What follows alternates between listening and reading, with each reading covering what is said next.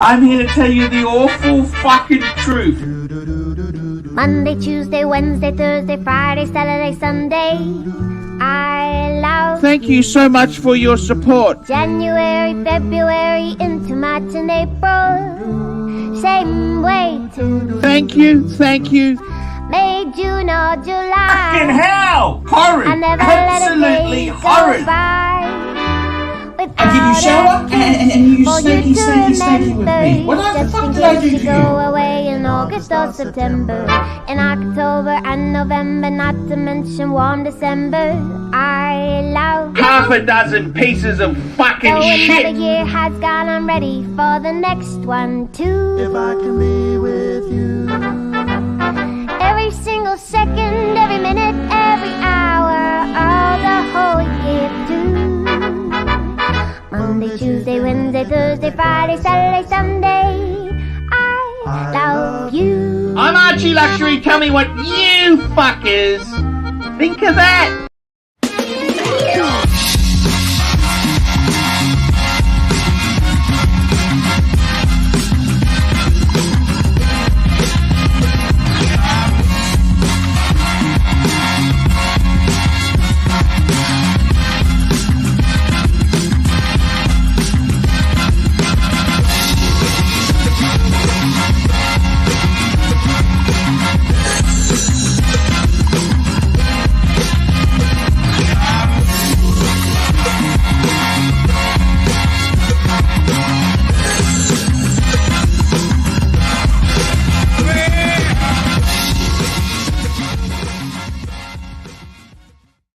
Yo, yo, yo. Happy Passover and happy Easter to everybody in the Archieverse. We're doing a little bit of a pre-show today for this Good Friday and gearing up. I think Archie's changed his time slot to 7 p.m. Eastern, so it's going to be in about 3 hours. So I thought, hey, I wasn't really doing anything this afternoon, so I thought I'd hop on, talk some watches, see what everybody else is up to. We got the first folks in the chat. We got our friend Geezer in the chat saying, oi, oi, 10. Hey, Geezer. We got M3 6-speed, our Pontiff. I'm sure he'll be here a little later if he's up. And we got Kuiper Might Frog. Oi, oi, oi. And M3 6-speed says, everyone needs just one more Rolex. And I would agree with that statement. Everybody needs a Rolex. We got Bogbody who says, hey, hey. How's it going? And yeah, guys, we're just going to, I'm going to answer any questions you guys have in the chat. I'm going to pull up a couple of topics. And not sure really, who's around today. It's obviously a holiday, so I'm sure a lot of folks are spending times with their family. So, hey, if anyone wants to hop on, I will drop the link, and we can talk watches. We're going to be spending a little bit of time today going through some pieces. We got Feller who was telling me, "Hey Tan, are you actually going to do something today?" And I said, "Yeah, you know what, fella, I'm not. I'm a little tired, but yeah, I got a little bored, fellas. So if you have any questions, feel free to shoot them through." And Geezer says a Fike off Patek. So I do have this Aquanaut on the screen. It's a new release for 2023, 5261R. It's an annual calendar Aquanaut, and it's kind of getting a bit of mixed reviews right now. A lot of people are saying when they see this in person, it's not as nice as it looks like in pictures, which is usually the opposite. And they said, the blue just doesn't really jive really well with the rose gold in person, and the dial's a bit cluttered. So I'm seeing a lot of folks it's a bit torn with this piece. Whereas, I thought that this would be pretty much a hit for Patek. And they've, interestingly enough, and I didn't know this, Archie brought this to my attention, but they've actually marketed this as a ladies' watch, which is interesting because if you read here, the Aquanaut Loose collection for ladies welcomes a new practical and easy to use complication. So it is marketed as a ladies watch. The piece is, I believe it's just shy of 40 millimeters. It's 39.9 millimeters in diameter. So definitely a size that can be worn by a man or a woman, basically anybody. And, I still think it looks like a nice piece, but I'm seeing a bit of mixed emotions when it comes to this specific Aquanaut. We got Laura Connor who says, un bon vendredi à vous, Patek Philippe. Thank you so much, Laura, and a good Friday to you as well. Geezer says 30 millimeters or 30 meters for an Aquanaut. It's like a Luminor Due all over again. Yeah, that's actually true as well.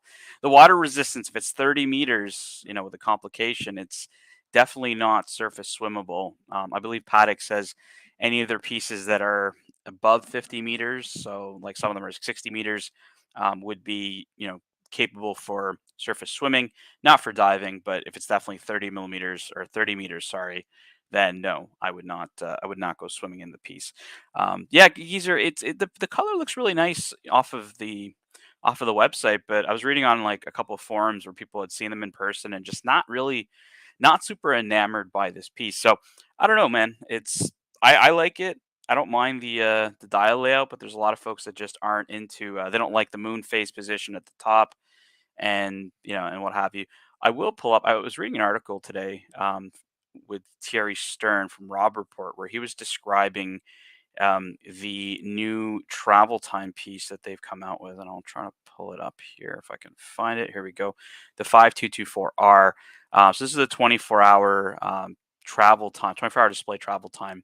The Patek came out with in 2023, and Higgins and I went through a bit of a debate on this yesterday around really the reasoning behind the design of this piece. And I said, "Hey, look, like this is just a really difficult to read watch, and I don't really understand why they would go with a really difficult to read watch." And so, long story short, I ended up finding this article, and Thierry Stern himself even admits it's a difficult to read watch. And so he got used to it, and that's the weird part, is having to get used to reading the time on a watch, to me, loses the appeal or the functionality of the complication, and I don't think it's gonna be hit. And a lot of that is centered around the fact that the 24-hour hour marker is sitting at the 6 o'clock, as opposed to probably where you'd see traditionally on a 24-hour display sitting at the 12 o'clock.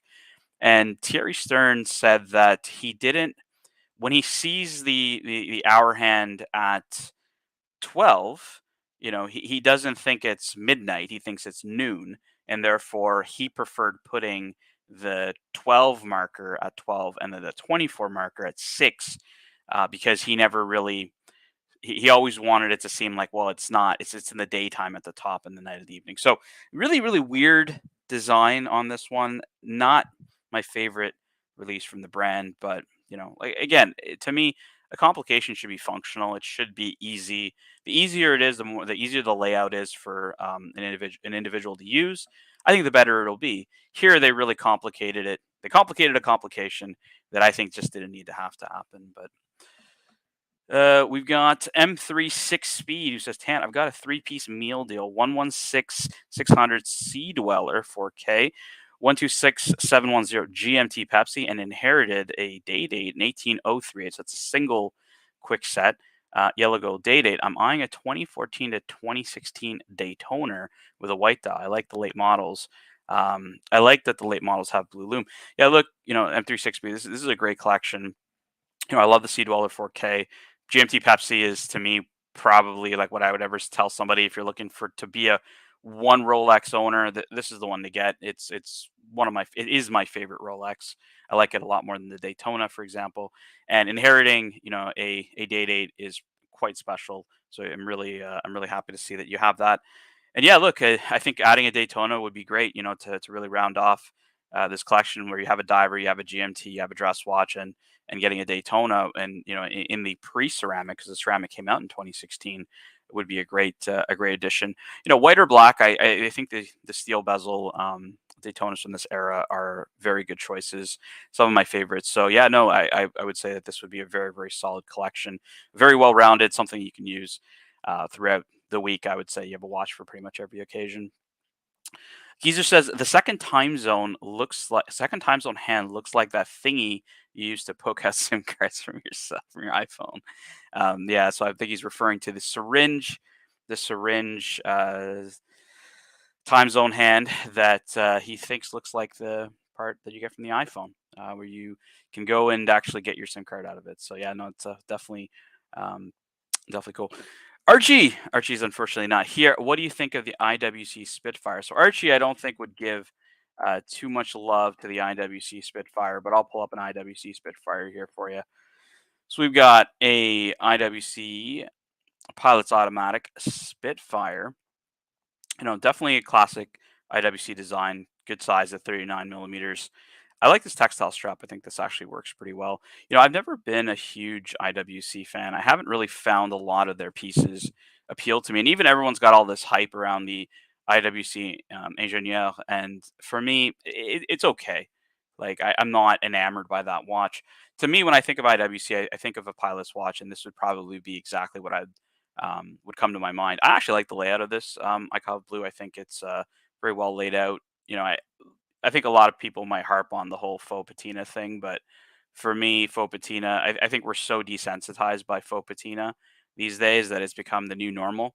But back in the day, everybody used to be up in arms around faux patina. So, you know, I guess it's not too bad, but you got faux patina basically on the 12-hour marker on the hands.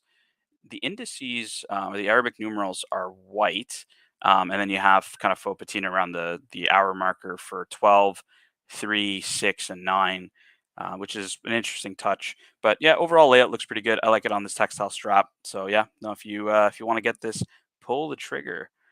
And Kuiper Mite Frog says better than the Aquanaut.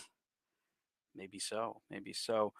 The General's in the house who says the 116500. He's talking about a Daytona is a good watch. Go for it. So I don't think he's looking at the 116500, because the 116500 LN is the ceramic Daytona there, Sod. So he's looking for the generation that's before the ceramic Daytona, the pre-ceramic. Either I think he said the white dial. So pretty nice watch. I'll pull up a pre-ceramic white dial Daytona from, let's say, 2015. Let's pull her up.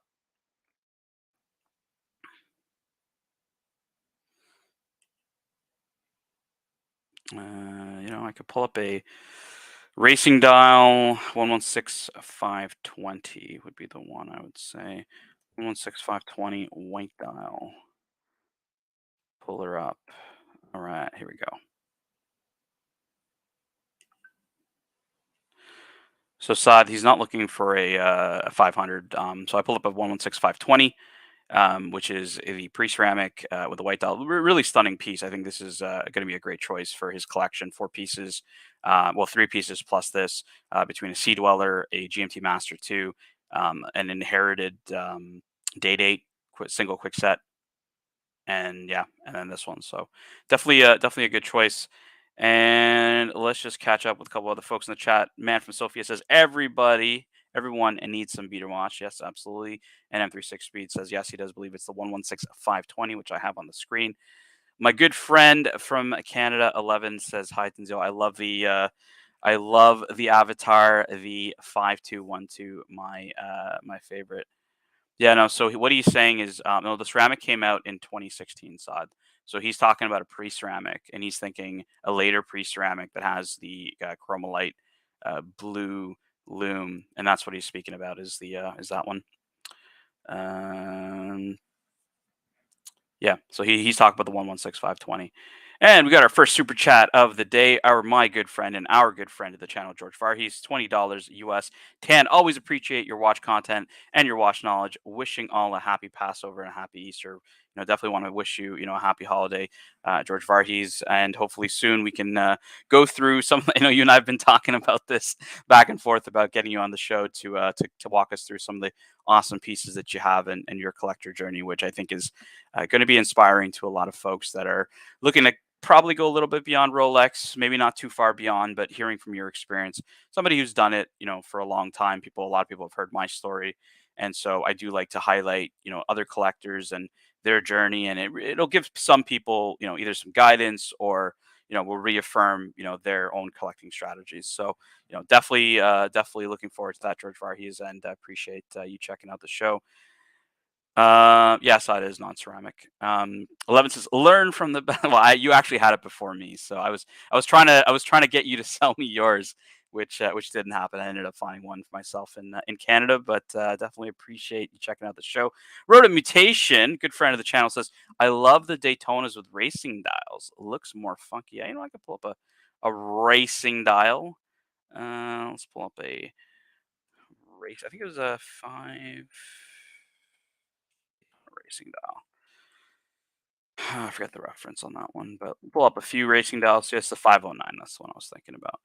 So we've got a silver racing dial 509 up here, which for those that know that Archie calls it the Maserati blue. He's referring to racing dial in blue, and this would be a racing dial in silver. Very, very cool. I do agree with Rodent Mutation. I think these are some of my favorites. They add an extremely sporty look to an already sporty watch, so definitely cool. M3 6-speed 10. Any changes that you're looking to make with your collection? So, for those that don't know, I have a number of watches in the collection between a Tudor Black Bay 58, a Hulk, a Submariner 41, Date, Pepsi GMT, Patek Philippe 5196, Patek Philippe 5212, Speedmeister 3861. I've actually been offered M3 6-speed, potentially the 321 Omega Speedmaster Ed White. So I'm considering adding that one to the collection. It's been a watch that I've been on the list for a number of years, and I think I'm very close to actually my AD actually getting one and then offering it to me because I'm a pretty well known collector in the city. The guys who run the shop have known me for years and know that I do enjoy my watches. So yeah, no, for me it's definitely a piece that I'm looking at getting. As well, I'm probably looking into getting a 5327 or a 5320. Those are perpetual calendars. I'll probably pull one up on the screen here for you guys to see what I'm looking at, and you guys can let me know if you like it or not. But I'll pull the Patek 5320G. This one, I'd probably get the cream dial, and this would probably be one on the hit list. Let me just pull this up in a better tab for you guys to see. So this is the 5320 G perpetual calendar. So this is a center seconds perpetual calendar. Definitely a cool piece. I think Humble Pine actually has one of these as well. So definitely a cool one that I think he's had some pretty good feedback about. So yeah, this would be another one I'd be on my hit list, as well as a 5327, which I'll pull up for you guys here to see. 5327G, and I'll probably go with the blue dial. And these pieces are actually off of retail are pretty good deals right now. You're talking the 5320 and the 5327 perpetual calendar. I mean, you're hovering in the mid to high 60s, and these watches are retail around 100. So you got about a 30% discount on the secondary market on these perpetual calendars, which to me are I'd rather buy this than buy an Aquanaut 5167, for example, in similar money. I'd be looking at a grand complication, and perpetual calendar has always been on my list. So it's definitely something that's achievable. I would try to, I think I'll try to get one between the next 6 to 12 months, just depending on what the availability is. Because for me, it's always been a bit of a difficulty for availability in Canada. But if you are in Canada and you do have a 5320 or a 5327, hit me up, and we can chat around potentially doing a deal. So let me catch up with a couple folks in the chat here.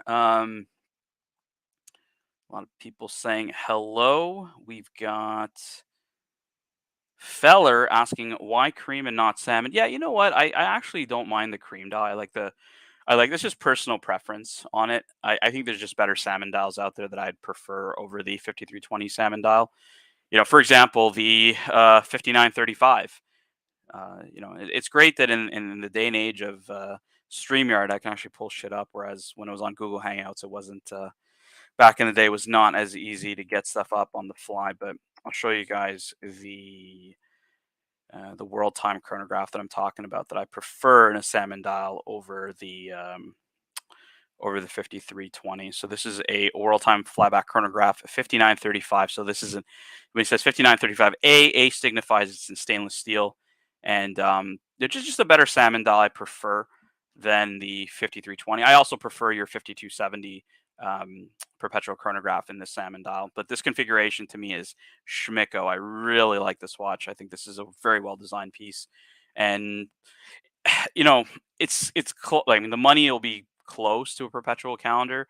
on the secondary. But for me, I would still kind of want to aspire for the grand complication over a standard complication, even though it's a great complication between a flyback chronograph and a world time.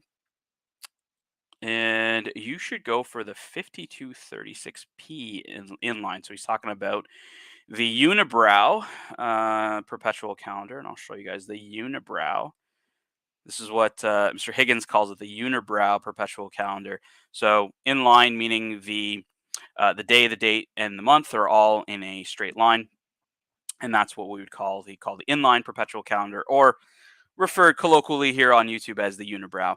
Mr. Kelsowitz, I've sent you the link if you want to hop on and chat watches with me. I'll also drop it in the chat. You were calling me on Facebook, and I couldn't answer because I'm here running the one-man show. And a man from Sofia says, what year is this? For me, Patek died in 2009 and loves the Geneva seal. So, you know, the Geneva seal is an interesting one. They've modified it over the years to now encompass the entire watch. That was part of the beef. Was it was movement only at the time when a lot of the brands separated from doing the Geneva seal.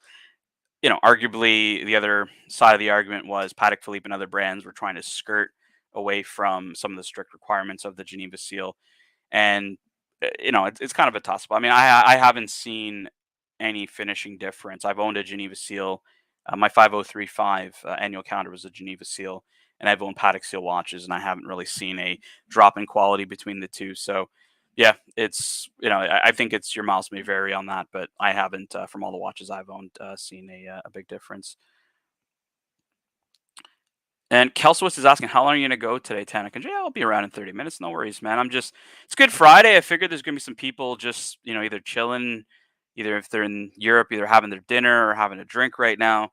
And in North America, folks are just kind of gearing up for some either Easter dinners or just enjoying their Good Friday. So I thought I would just hop on, talk some watches, answer questions in the chat. So feel free to ask questions. If you'd like to donate, obviously it helps Archie out, and that's what we're here to do. But the 5935 is sick. Yeah, I agree, Geezer. It's one of my favorite watches that they have in the modern collection. Man from Sophie says yes, no difference, but they are not making more with Geneva seal. That is correct. They are not. Patek Philippe has moved on to the Patek Philippe seal, and they have a different standard to the Geneva seal. But hey, it's like I said, it's going to be your miles may vary. 11 says quality is the same, if not better, with new movements for Patek. So what I've noticed on accuracy of my watches, so on the 5196, I have the 215 movement, which is it's a really old movement. It's a movement from like the 60s, and that watch was as accurate as any of my Rolexes. And the 5212 is running at about plus 2 seconds a day, so still even within the superlative chronometer type timing. Whereas the Patek Philippe seal is a rating of -3 plus 2, so very, very close to superlative chronometer in terms of its accuracy. So, you know, that's one thing that they do hold a high standard also on, not only finishing of a piece, but also accuracy of a piece. I don't know if you guys have ever seen the accuracy on an Audemars Piguet, but my Royal Oak 15500 was running quite fast, and it was within COSC, but, you know, running at, for example, like plus 5 seconds a day is kind of even the upper limit of like the METAS certification. So, you know, was it really a big deal? Not really. You know, it wasn't really a big deal. I didn't really care that much. But, you know, to point out, you know, folks that haven't had experience with Audemars Piguet, you know, and you guys hear a lot on YouTube, oh, well, the movements aren't as nice, or they're not finished as well, or have more problems, et cetera, et cetera, et cetera. I've never experienced any issues with my APs. However, the standards are, again, just a little lower than what I've experienced with Patek Philippe, for example. So Geezer says AP movements are not great. And so I've owned the 15300, and I believe that had the older in-house movement from AP, and then I've had the 15500. And again, right, never really any actual issues with the watch. Didn't have issues with the watch not working or anything like that. It was just, I just get a little bit more from these other brands, you know, whether it's Rolex, you know, from an accuracy perspective, so terms of superlative chronometer, or even Patek with a better level of finishing plus a little bit more accuracy in the piece. So ABC says, is that called the American date format? Yeah, you know what? It's just not the inline or the unibrow date is just not my thing. I don't know. Some people love it. Some people think it's extremely contemporary to see that. as comparison to if we pulled out, just another layout of a perpetual calendar, which is the probably more classic perpetual calendar here in the 5327, which a lot of people say is actually illegible. A lot of people say this is not easy to read. I don't know. For me, this is a 39 millimeter watch, so I can't see this being very difficult. I know Fella's not the biggest fan of this one, but my good friend and friend of the channel, GJ, has one of these, and he owned a 3940 prior to that. We got a massive super chat from our friend Muhammad Ali in the UK, £50. 10. Great to have you on this evening. You're making the 5212A into the coolest watch in our hobby, Muhammad. I know you are trying to get this piece as well, so I wish you the absolute best of luck. I'll hopefully see you in a couple of weeks when I'm over in the UK, and we can have a chat, and I can actually see that beautiful Moser in person, because for me that's been a piece that I've always been very intrigued in. When the Pioneer first came out, I actually reached out to Edouard Melon, who runs Moser, and super nice guy, very accessible. Reached back out to me, and we had a chat around the Pioneer and kind of the philosophy of the brand. Coming out with a sportier, a sport watch. I guess they were trying to make a circular sport watch at the time, and just really, really accessible guy. And so I'm actually, whenever I get a chance to see a Moser Pioneer, I'll definitely take up that opportunity. But obviously great to have you. I'm going to try to hopefully entertain everybody. If a panelist wants to hop on and give me some help, that'll be cool. If not, I'm not ArchieLuxury, and I'm not scared of one man show. But yeah, thank you again, Muhammad Ali. And we got Zaman Khan, who says, does anyone know what happened to Blue Shirt's two-tone 41 millimeter Submariner? I don't actually. I haven't. We haven't really connected with his wife, but hopefully, it's the family is taking care of the watch in whatever way they feel best honors Blue Shirt's memory, as well as the family's needs. So, I know Blue Shirt. I used to know him very well. I actually encouraged him for the first time to hop on the show back in the day. Blue Shirt was always a punter in the chat, and him and I used to talk just like I talk with a lot of punters who reach out and just want to have a chat offline and stuff like that. So Blue Shirt and I used to communicate a lot, and I thought his conversation was actually very intriguing. So I used to always tell him, hey, why don't you hop on the live stream with Archie? And I know a lot of people feel a little intimidated by live streaming with the Pontiff, but he kind of begrudgingly came on and then became a fan favorite because of how much of a great guy he was. So rest in peace to our good friend Blue Shirt Buddha, a great guy and former legend in the community, and still remain a legend. Giza says, I've had a lot of issues on my APs in the past. Yeah, and look, it's so is Archie, so is a lot of people, and it's more often than not you hear about that. It's like me when I think about like McLaren supercars. It's like you always get the guy who's never had a problem, and then you got like a ton of people that have had problems. So it's just, yeah. I would approach with caution, but I've owned a few and I haven't really had any issues with mine. ABC says Sat 18 Mar. This is, yes, the date on the inline. Giza says the AP service was fine to rectify the issues. Yeah, look, I don't think it would be otherwise. I think when Archie had his 14790, that's the mid-size Royal Oak, he tried to go through an independent who fiked it up. I don't know if you guys have ever seen that video, but like the the screws on his bezel came all like, because they're supposed to be kind of like they align in a circular kind of a design or what have you, and his screws were all like messed up. And whenever I saw that video, I think it was when I was really first into AP, I just started laughing at like how that could happen. And he ended up sending it to AP, and it cost him, like, back in the day, it was like $3,000 to actually bring it up to speed. Feller says, go for the 532010. It's more versatile and it'll stay with you for longer. I don't know, man. I don't know, because I do obviously have a bunch of center second watches. The 5212 is a center second watch. And yeah, like, I do like the idea of the center seconds. And actually, for those that don't know, and this may hopefully entice my friend ABC to hop on the live stream here with me. But the 5320 was actually based or designed off of this watch, which is called the Patek Philippe 15. I'll get this chat off the screen. The 1591. So this was the first water-resistant perpetual calendar from in the world, number one, created by Patek Philippe for and this is, I don't know where could be a bit of cap, but it was created for a Maharaja in India, which I think could just be an aristocrat or just someone who's really rich in India at the time. And it is a watch in stainless steel. Not a big watch. I think this was maybe like 35 millimeters or what have you. But this has a center second. It's a center second perpetual calendar, which you could see when you look at this piece and you actually go and you look at the design of the 5320 that I'll pull up here on the screen. You'll see a lot of the similarities in that the 5320, the modern version, was actually created and based off of that piece, the 1591, which was a piece unique at the time, sold for crazy money. And our friend ABC definitely has a story about that. So ABC, if you are listening and you have some time, I'd love to hear that story because it is a good one. Geezer says, "Fella, do you still have your 5524G?" I'm not sure if he does. I haven't really talked to him about that one. 11 says, "Same Geezer. The Royal Oak chronograph with 4 p.m. day are awful. Both old and new movement." Yeah, I've never actually owned an ROC or an offshore for that matter. Those watches never really appealed to me. It was always really the Royal Oak with the center seconds, or the jumbo if I could ever get my hands on a 15202. But even at the time when I bought my Nautilus, I was happy with the 15300. I didn't need to have the 15202 at the time. 11 says the 5140, so that's the 37 millimeter perpetual calendar, is his favorite. It has the 3940, which is the 36 millimeter perpetual calendar DNA in it in a 37 millimeter case. Just superb. And yeah, look, I would agree. I think that the 5140 is a steal.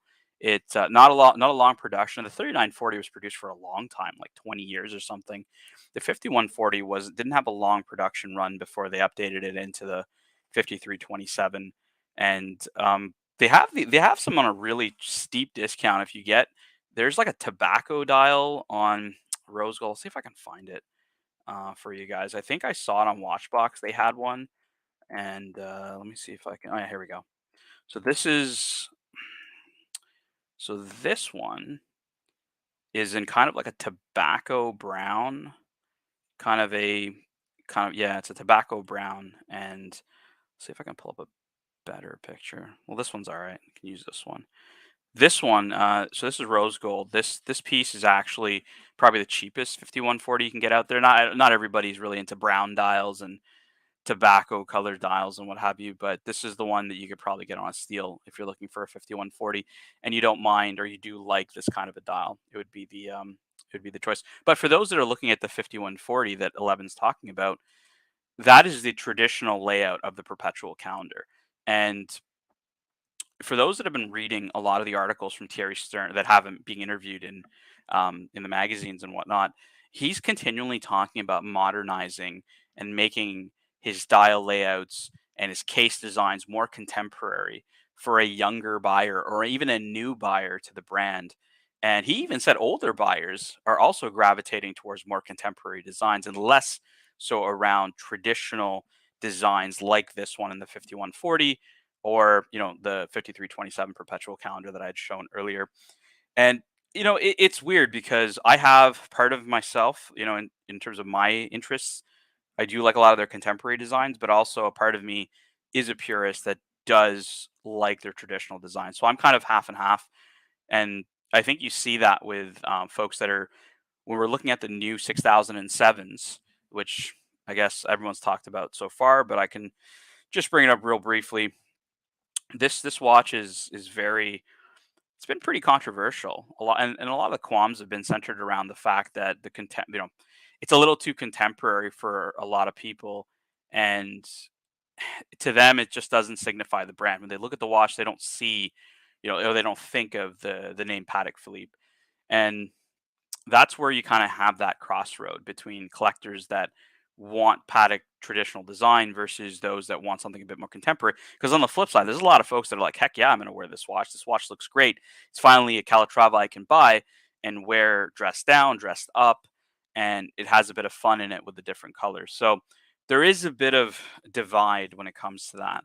And, to me, it's, teach their own. I don't really, whatever floats your boat and you like, I think is important, because if you don't like the watch, you don't like the way it looks, you're going to end up flicking the watch at some point. So if you're going to spend this kind of money, which is hovering close to $40,000 US at retail, definitely, you're definitely going to have to make your choice around, do you want something a bit more traditional that you can maybe find at Vacheron or Lange versus something like this that's a bit more contemporary. Man from Sophia says that was clean design for a perpetual calendar. Feller says too big, wears enormous, not comfortable. No, so I'm sure that's referring to the 5524. And 11 says, I love the traditional design. The new releases are meh. So yeah, that's a definite comment that I've heard from a lot of folks. Kelselwitz says, if this was steel, it would be a winner. Well, Kelselwitz, you're in luck, my friend. There is a 6007A Patek Philippe in steel. It actually came out, and I'll pull this up here for you. This is the 6007A steel version. It came out in 2020. And it was honoring the new manufacturer, where you can see on the case back, it says new manufacturer in 2019. When Patek Philippe had opened up a new building, they created this watch as a celebration to it. It was limited to 1,000 pieces. There is one up for sale. I saw Geezer says it's expensive. You know what? Let me see if I can find that watch, because I was looking. I think it came up 6007. No, it might not be for sale anymore. Yeah, I saw one for sale like a few days ago in the A version, and yeah, it was definitely expensive, but that's specifically in steel, and you would need to be searching it out for this one in steel. But I agree, Kelstowitz. I just think that they've already kind of picked their steel watches, and right now you got your Aquanaut line with the 5167. You've got the Nautilus with like the 5726 and a couple other ones. You have like the 5712. You have the 5212 weekly calendar. You have the 5935 world time chrono. So you have a few pieces already in steel. So for them to create another steel Calatrava, I think would be overdoing it, and that's why they kept it in precious metal. I've heard the heft on this piece is really nice, given it's solid white gold. So we'll feel good on the wrist while also looking pretty sporty. But yeah, this is the 6007A steel version, and yes, they are limited to 1,000. Kelsowitz.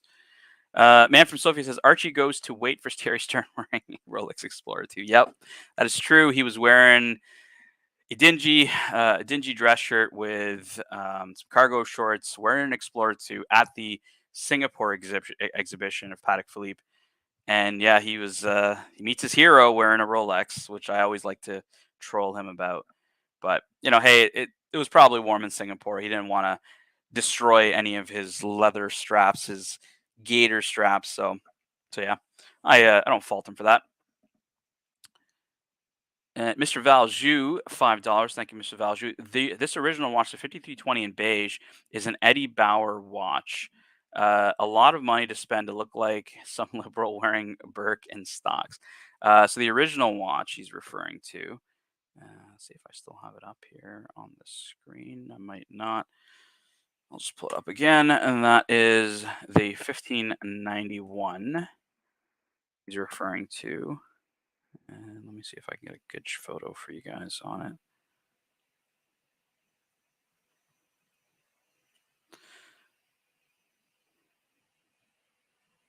Now, not easy to find a great photo, but I'll pull up a photo for you. So this is what he's referring to. This original watch, the 5320 in beige. Okay, so I think he means the actual 5320, not the 1591, because this is the 1591, the watch that the 5320 is based off of. And yeah, I'll show you, Mr. Valjoux, the 5320 in salmon. This is kind of what Feller was saying, is to get it in salmon. And I was just saying I prefer other salmon dials to this one. I mean, this one's all right. It's not bad, but for me, if I was going to go salmon, I'm going to go with the 5935 world time chrono, which isn't a grand complication. It's just a regular complication. But yeah, this is my my alternative salmon dial if I were to go. And I really do think the style is pretty stunning. And stainless steel, which is the king of metals when it comes to Patek Philippe, it does have a center seconds as well, which is, if you think of the traditional world times, like the 5110 that Archie had, they are actually based off of the 240 movement, which is a micro-rotor movement. So there's no seconds hand associated to it, whereas this one has a seconds hand as well. So pretty interesting piece from Patek Philippe. And Kesselwood says, yeah, good point. Better not to make too many steel. Yeah, I think it's about 25% of their production is in steel of their 70,000 watches. So call it like, high teens maybe in terms of how many they make in steel per year. Dr. Patek, PhD. Tant, what do you think of a Laurent Ferrier Classic Origin? Better than a time-only Calatrava? I'll put the Laurent Ferrier Classic Origin. Let me have a look. Let's pull it up in blue. Why not check out a nice blue dial? So very, very nice design. Very simple, elegant. I like the crown as well. I think this is a really, really cool design layout. And we'll look at the movement here. Manual wind. It's not a thick movement. Runs at 6,000 beats per hour. The power reserve of 80 hours. So right there, it's gonna do pretty well. And let's have a look here at this movement. Not a heck of a lot to really see in terms of finishing on this movement, to be totally honest with you. Like, I'm sure there's black polishing on the screws and, chamfered slots and whatnot, but, it's not really what I'm expecting in terms of movement finishing, or what I would say is a pretty looking movement. So, and if you're talking about comparing it to a time-only Calatrava, I'll pull up a time-only Calatrava for you. One that would be probably comparable to this in a simple dress format.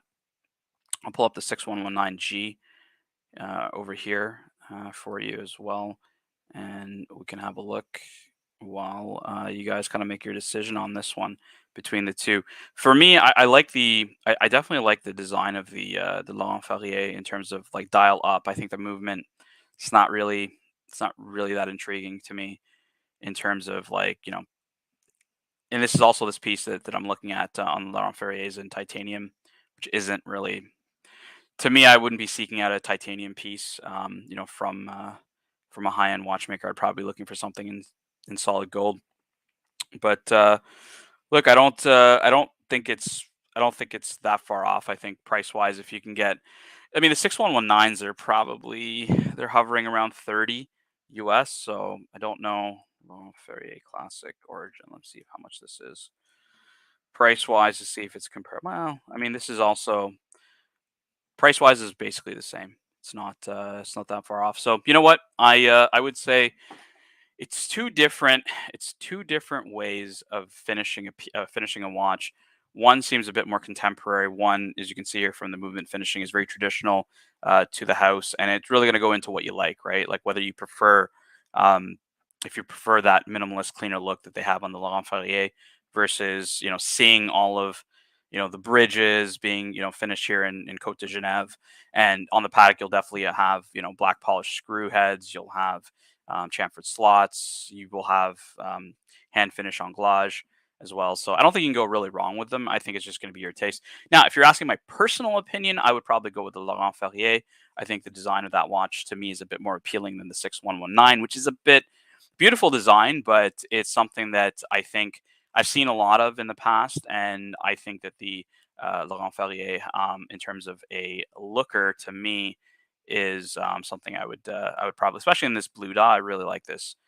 So I think I'd probably take this over the 6119. So hopefully that answers your question, Dr. Patek, PhD. Mr. Valju says that is a much more handsome watch. 11 says a world time should only be offered in a 240 movement. And yeah, Kelsowitz says gotta go micro-rotor for Laurent Ferrier Classic Origin is not that special. So let's look at some Laurent Ferriers. I know what he's talking about. He's talking about a square micro-rotor piece, and let's see if I can find. Oh yeah, here we go. Here we go, Kelsowitz. Here we go. So we're talking the classic micro-rotor ice blue. Now this one, is also a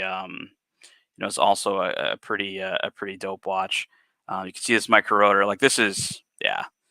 Now this is more my cup of tea. You see some internal angles here on the finishing, which is something you probably won't get with Patek Philippe at that price point. And I mean, this is about 50,000 Swiss francs list price. This is a beautiful watch. I love this ice blue dial, and I think that this micro-rotor movement looks absolutely stunning. The finishing looks top notch. You got perlage on the base plate. You got Côte de Genève across the bridges. You have a bunch of internal angles that I can see just looking at this movie. You got a micro-rotor. I wonder if the micro-rotor is in 22 or 21 karat. I don't think it says. I would assume probably 21 karat gold on the micro-rotor. 72-hour power reserve, pretty nice. 21.6 vibrations per hour. Nah, man, really cool piece here on this ice blue micro-rotor Laurent Ferrier. Mr. Valju says, I wanted the 5230. So that is the world times, the most modern world time, until my wife shut it down. Total any power look. And my friend Ray Michel says, a Laurent Ferrier all day. There you go. I'll get to this one in a second. Kelsowitz says, used micro-rotor Laurent Ferriers can be had for mid 30K. Great buy used. Unsellable if you want to get out of it. That's the beauty of Patek. Got to stay liquid. So I think that that's going to change, Kelsowitz. That we're seeing a lot more interest in independent brands. And Laurent Ferrier already has a decent name out in the market. But yeah, I mean, is it going to be as easy to flip as a Submariner? Probably not. And for me, I've flipped Calatravas and other Pateks very quickly. It hasn't taken me much more than about 48 hours to find a buyer. But that's also knowing the right people. It's being in a circle where you know people that are going to be of this, have the same interests. Those that probably have seen your piece or have told you, hey, if you ever want to sell it, let me know and whatnot. But I think with a lot of brands, like I was talking to Higgins Lange about 5 years ago, 6 years ago on YouTube. It was people could appreciate it, but people weren't buying it because they felt that it was hard to sell and it was depreciating and what have you. So they kind of shunned away from it. Today, those watches, you can't get them for retail. They're selling for premiums, not easy to find. And so, stuff may change over time. So I wouldn't hold yourself back just because of a seemingly difficult resale market. I think you'd be just fine with this. Now, if you're going to obviously sell this to a dealer, you're going to lose your shirt because they're going to tell you it's unsellable. But I think with a bit of effort, you can find the right buyer. Let me make sure I'm not missing any super chats if they've come in. I have not. And so we've got, where was I here? Got New York Strike Back says Tudor Royal versus IWC Ingy. This is going to be probably an easy one, but I'll pull up the Tudor Royal for everybody to see the Tudor Royal. And let's look at this chocolate brown.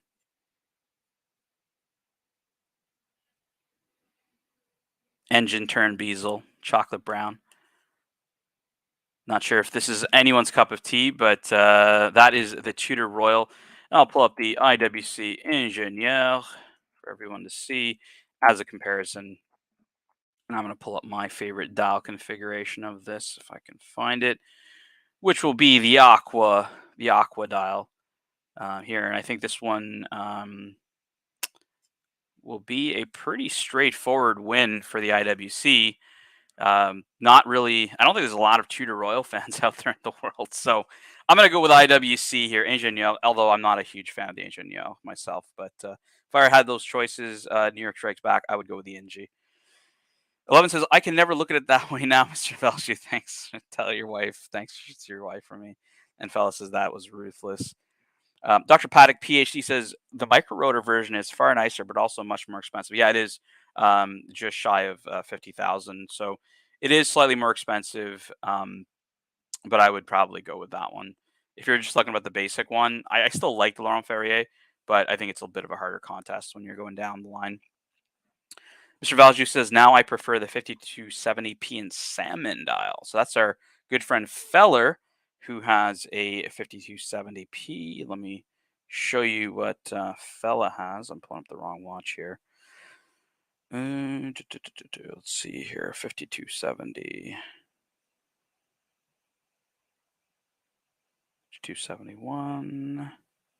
Oh yeah, I don't think it's current. I think it's a discontinued one. Patek Philippe 5270p salmon dial.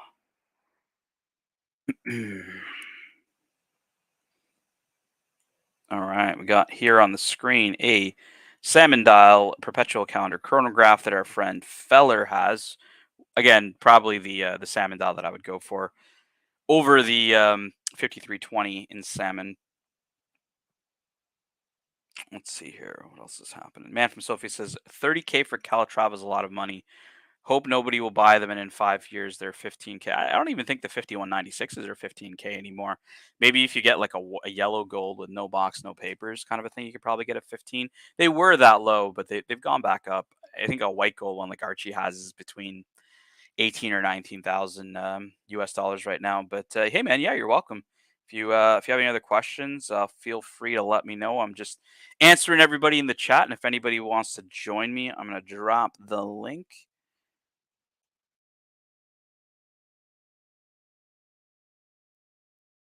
You are 100% on point, connecting all the dots on comparable models. Yep, Mr. Valju, I think that's important. I think a lot of folks, I mean, Patek Philippe is a wide, a wide variety of watches that they sell, and some folks are just really exposed only to the Nautilus lineup or the Aquanaut lineup, and I'm trying to give a bit of different perspective around the other pieces that they do make. For those that don't know, I owned a 5711 blue and was not really that taken by it. And it was always a desirable watch. Like even back when I bought it in 2016, it was selling for over retail, but not crazy amounts over retail. Extremely difficult to get even in those times.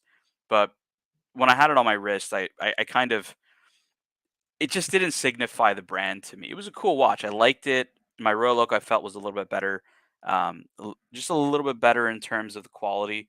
I felt that the 15300 had a bit of a better bracelet, and yeah, I really liked the Royal Oak a lot more than the Nautilus. But for me, Patek Philippe was about complications, about dress watches, and I really went down the rabbit hole of being interested in those pieces. And Saad says, "What do you think of Raul Pages?" I don't know Raul Pages. I don't know what you mean by Tan. What do you think of a Christian Vanderclaw? So I have heard of Christian Vanderclaw, but Raul Pages, I don't know. Plus from Christian Vanderclaw, Dutch watchmaker. Let's have a look here, Saad. Let's have a look. Ooh, this is nice. The planetarium, it contains the smallest mechanical planetarium in the world, showing real time the orbits of Mercury, Venus, Earth, Mars, Jupiter, and Saturn around the sun. Very cool. Dial is Venturine, that's what I thought. And this is actually very nice. Nice looking piece, Sod. Yeah, no qualms with this piece. And I'm not going to answer all these questions, because there's just way too many. I like how you spelled Resa Philippe. That is not how you spell Resa Philippe, but let's pull up Acrivia's Chronomètre Contemporain. I should go to the new one. Let's pull up Acrivia.com and let's have a look at Resa Philippe, which is not how the brand the name is spelt that way Sod spelt it, but let's have a look. Let's peruse through. Actually, let's pull Resa Philippe then. We're gonna look for the Chronomètre Contemporain, which is this one, and let's look at the number 2. And I'll show you guys the cool movement. Still a nice looking watch. I really do like the design of the of this one. Pretty nice black and white dial. And this is really where you find all of the magic. You've got all of these interior angles on the anglage. Beautifully finished piece. Yeah, like this is definitely one for the books, my friend. So Rashepi, as you spelt it. There you go. Patek is a poor man's brand. Linente, Carry Budalainen, yeah.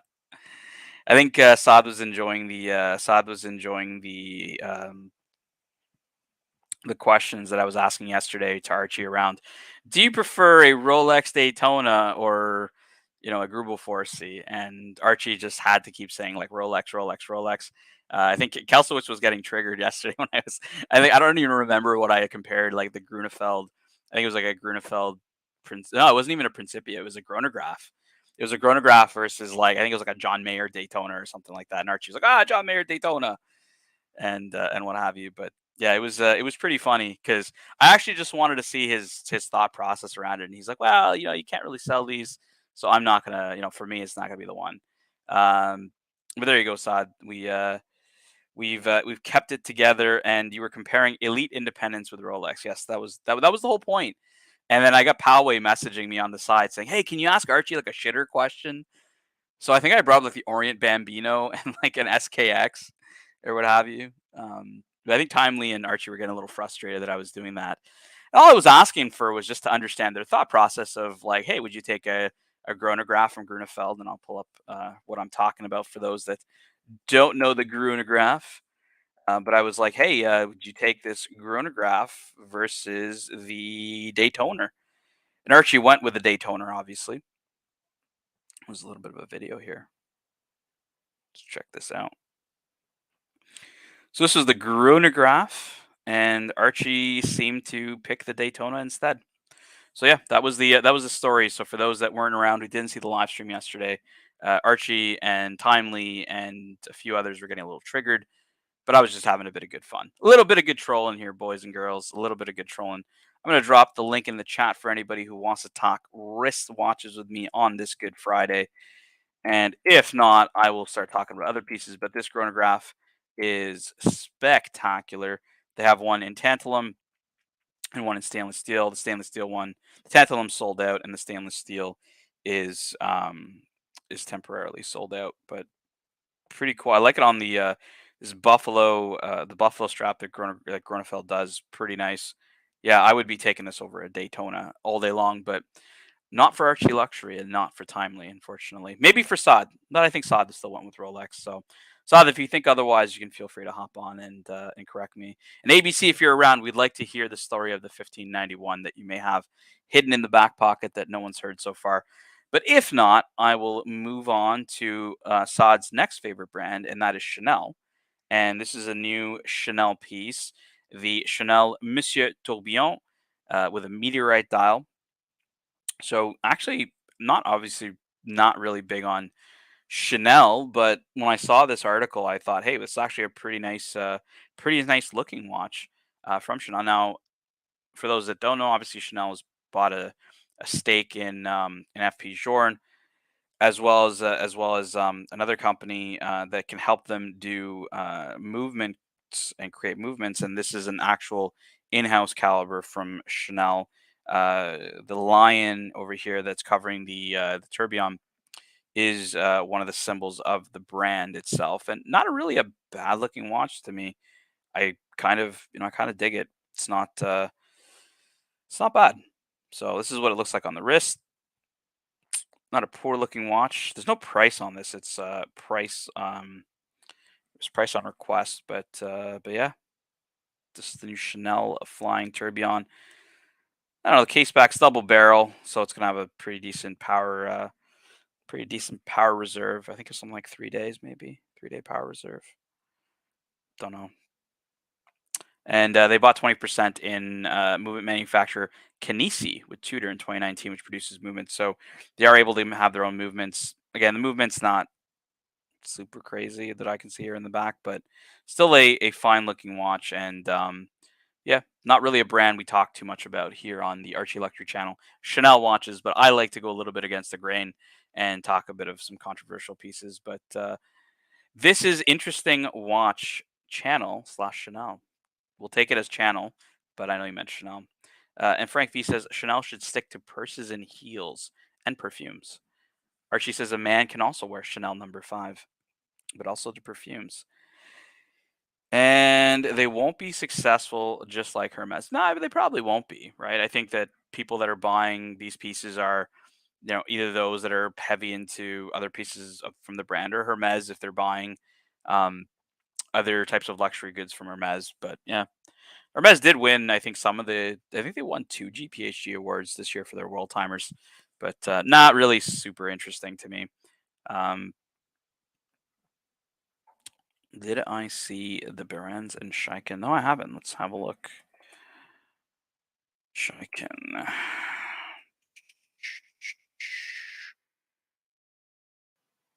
Here we go. We got Konstantin Scheiken, who I am a very big fan of.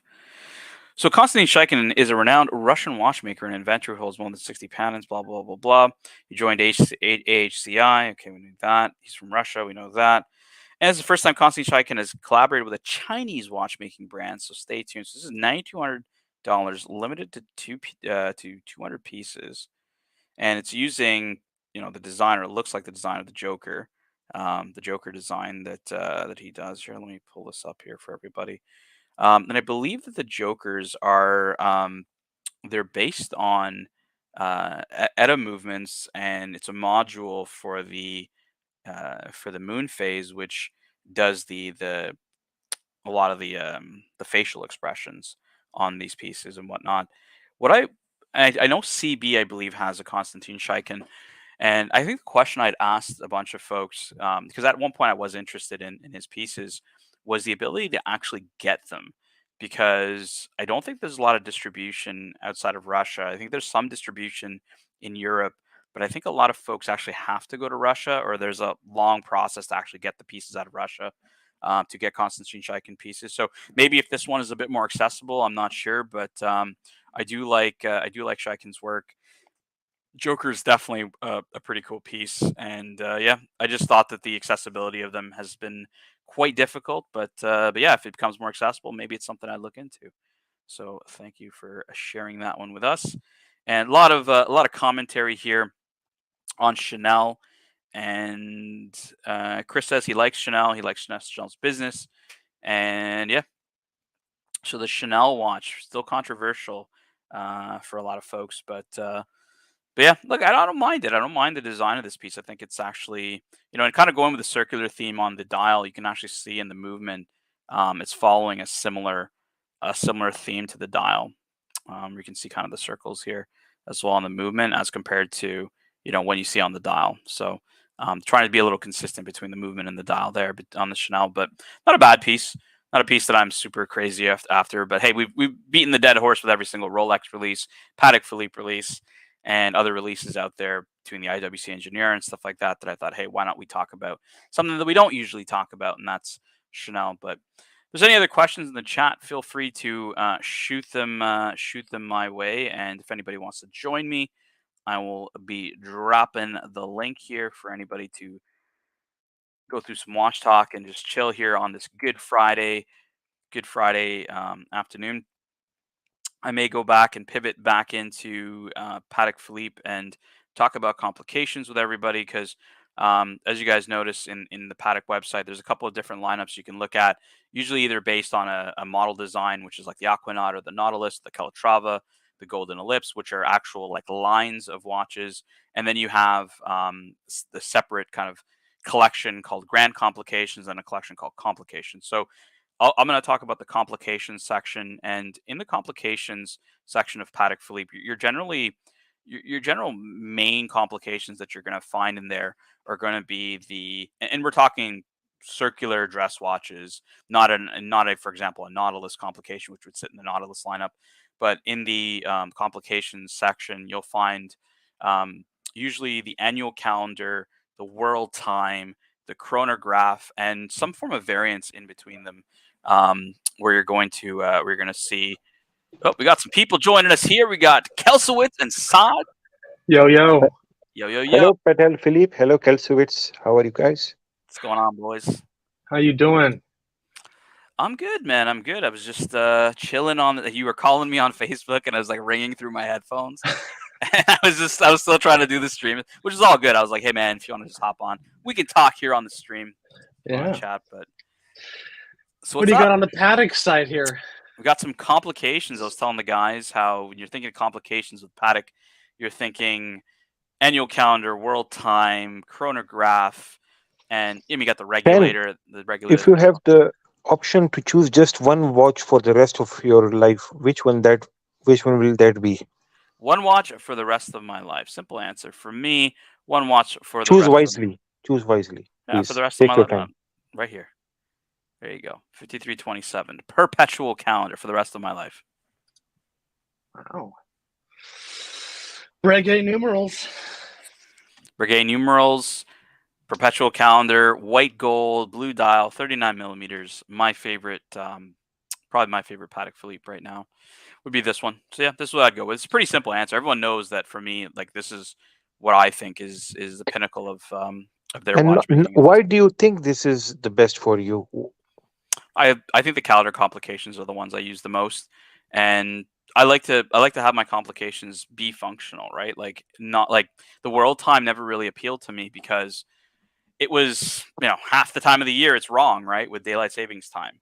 So not really something I find very functional. The annual calendar, for example, to me is an extremely usable complication. You only got to set it once a year, so it's far less money and a lot more usable than chronograph, right? How many fucking times am I using a chronograph? Never. It's a garbage. Yeah, so I'm like, why do I have to have a chronograph? But for me, a calendar is something I use all the time.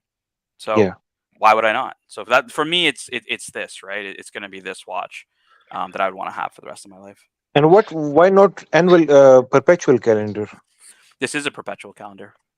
Okay, so you don't have to set this. Well, you'll have to reset it, I think, in the year 2400, I think. But yeah, see, it's got the 1, 2, 3, 4 on the right subdial there for the leap year. For the leap year, yeah. I do like this. Personally, this aesthetically, I like when it has an aperture window to display month and day, but this seems like kind of like their classic design here. I mean, you can't go wrong. This is fantastic. And no center seconds. You can mix it up. Yeah, this is using the 240 movement, so it's going to use the micro-rotor in it. So we got a question here for you, Kelsowitz, from Whole Milk. He says, would Kelsowitz rather have a Hulk or a Philippe Dufour for simplicity? Oh, I mean, I'd go Philippe Dufour. I mean, I already have a Batman personally, so Hulk is kind of repetitive. But that's just this was one of my questions from yesterday. Was arguably one of the greatest watches made in modern time, the Philippe Dufour Simplicity, versus a hyped Rolex. This was the whole theme: was independence, high-end watchmaking versus hyped Rolex. And I picked like GMT Meteorite. I picked the Hulk. I picked, I think, the ceramic Daytona, the John Mayer, just to see like would Archie buy the hype or would he buy quality watchmaking? Even though the prices are completely out of whack, right? Like. Well, dude, this is an interesting thing going back and forth between, independence and basically Patek and Rolex, because I think everyone, if they're being honest, the independents are making the better watches. The Gronefels, the Laurent Ferriers, this is the better made watch, but it's so hard just to get over that psychological hump of when I go to sell this. Let me give you a perfect example. Just recently, I'm really getting ready to pull the trigger on something and I'm thinking Laurent Ferrier, I'm looking at all these, but I just emailed some dealers just curious, what would you be willing to buy this for? And dude, a bunch of them came back, we're not interested. We're not making offers on Laurent Ferrier right now. It's like just selling the fucking thing might be really difficult, And even though you might want to keep this forever, there's just something psychological knowing that, you can't get out of it, So you really got to have big bucks and just be willing to eat it. But that's the good thing about the Patek, it's like you'll always be able to sell it. So there's something about that, psychologically. Not always. Like I've reached out to David SW in the past. I think I was trying to sell my 5127 back in the day, and David SW was just like, "Yeah, we're not buying that watch," for example. So there are some dealers and so what I was saying is you also need to know collectors that are interested in the same type of pieces. And if you buy the right pieces, there's going to be collectors that are going to want to buy them, right? Like, do I think, would it be hard for me to sell a weekly calendar? Probably not. I know a lot of people that are looking for one, and people knew that I was looking for one, right? So if they had one like 11, he could have easily said, well, I'm sick and tired of this and I'll call up 10 and I'm sure 10 will buy it, right?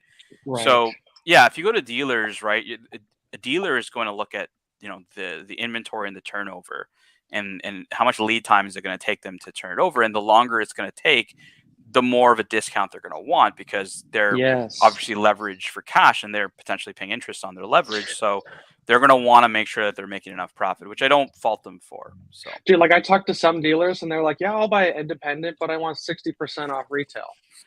That's their go.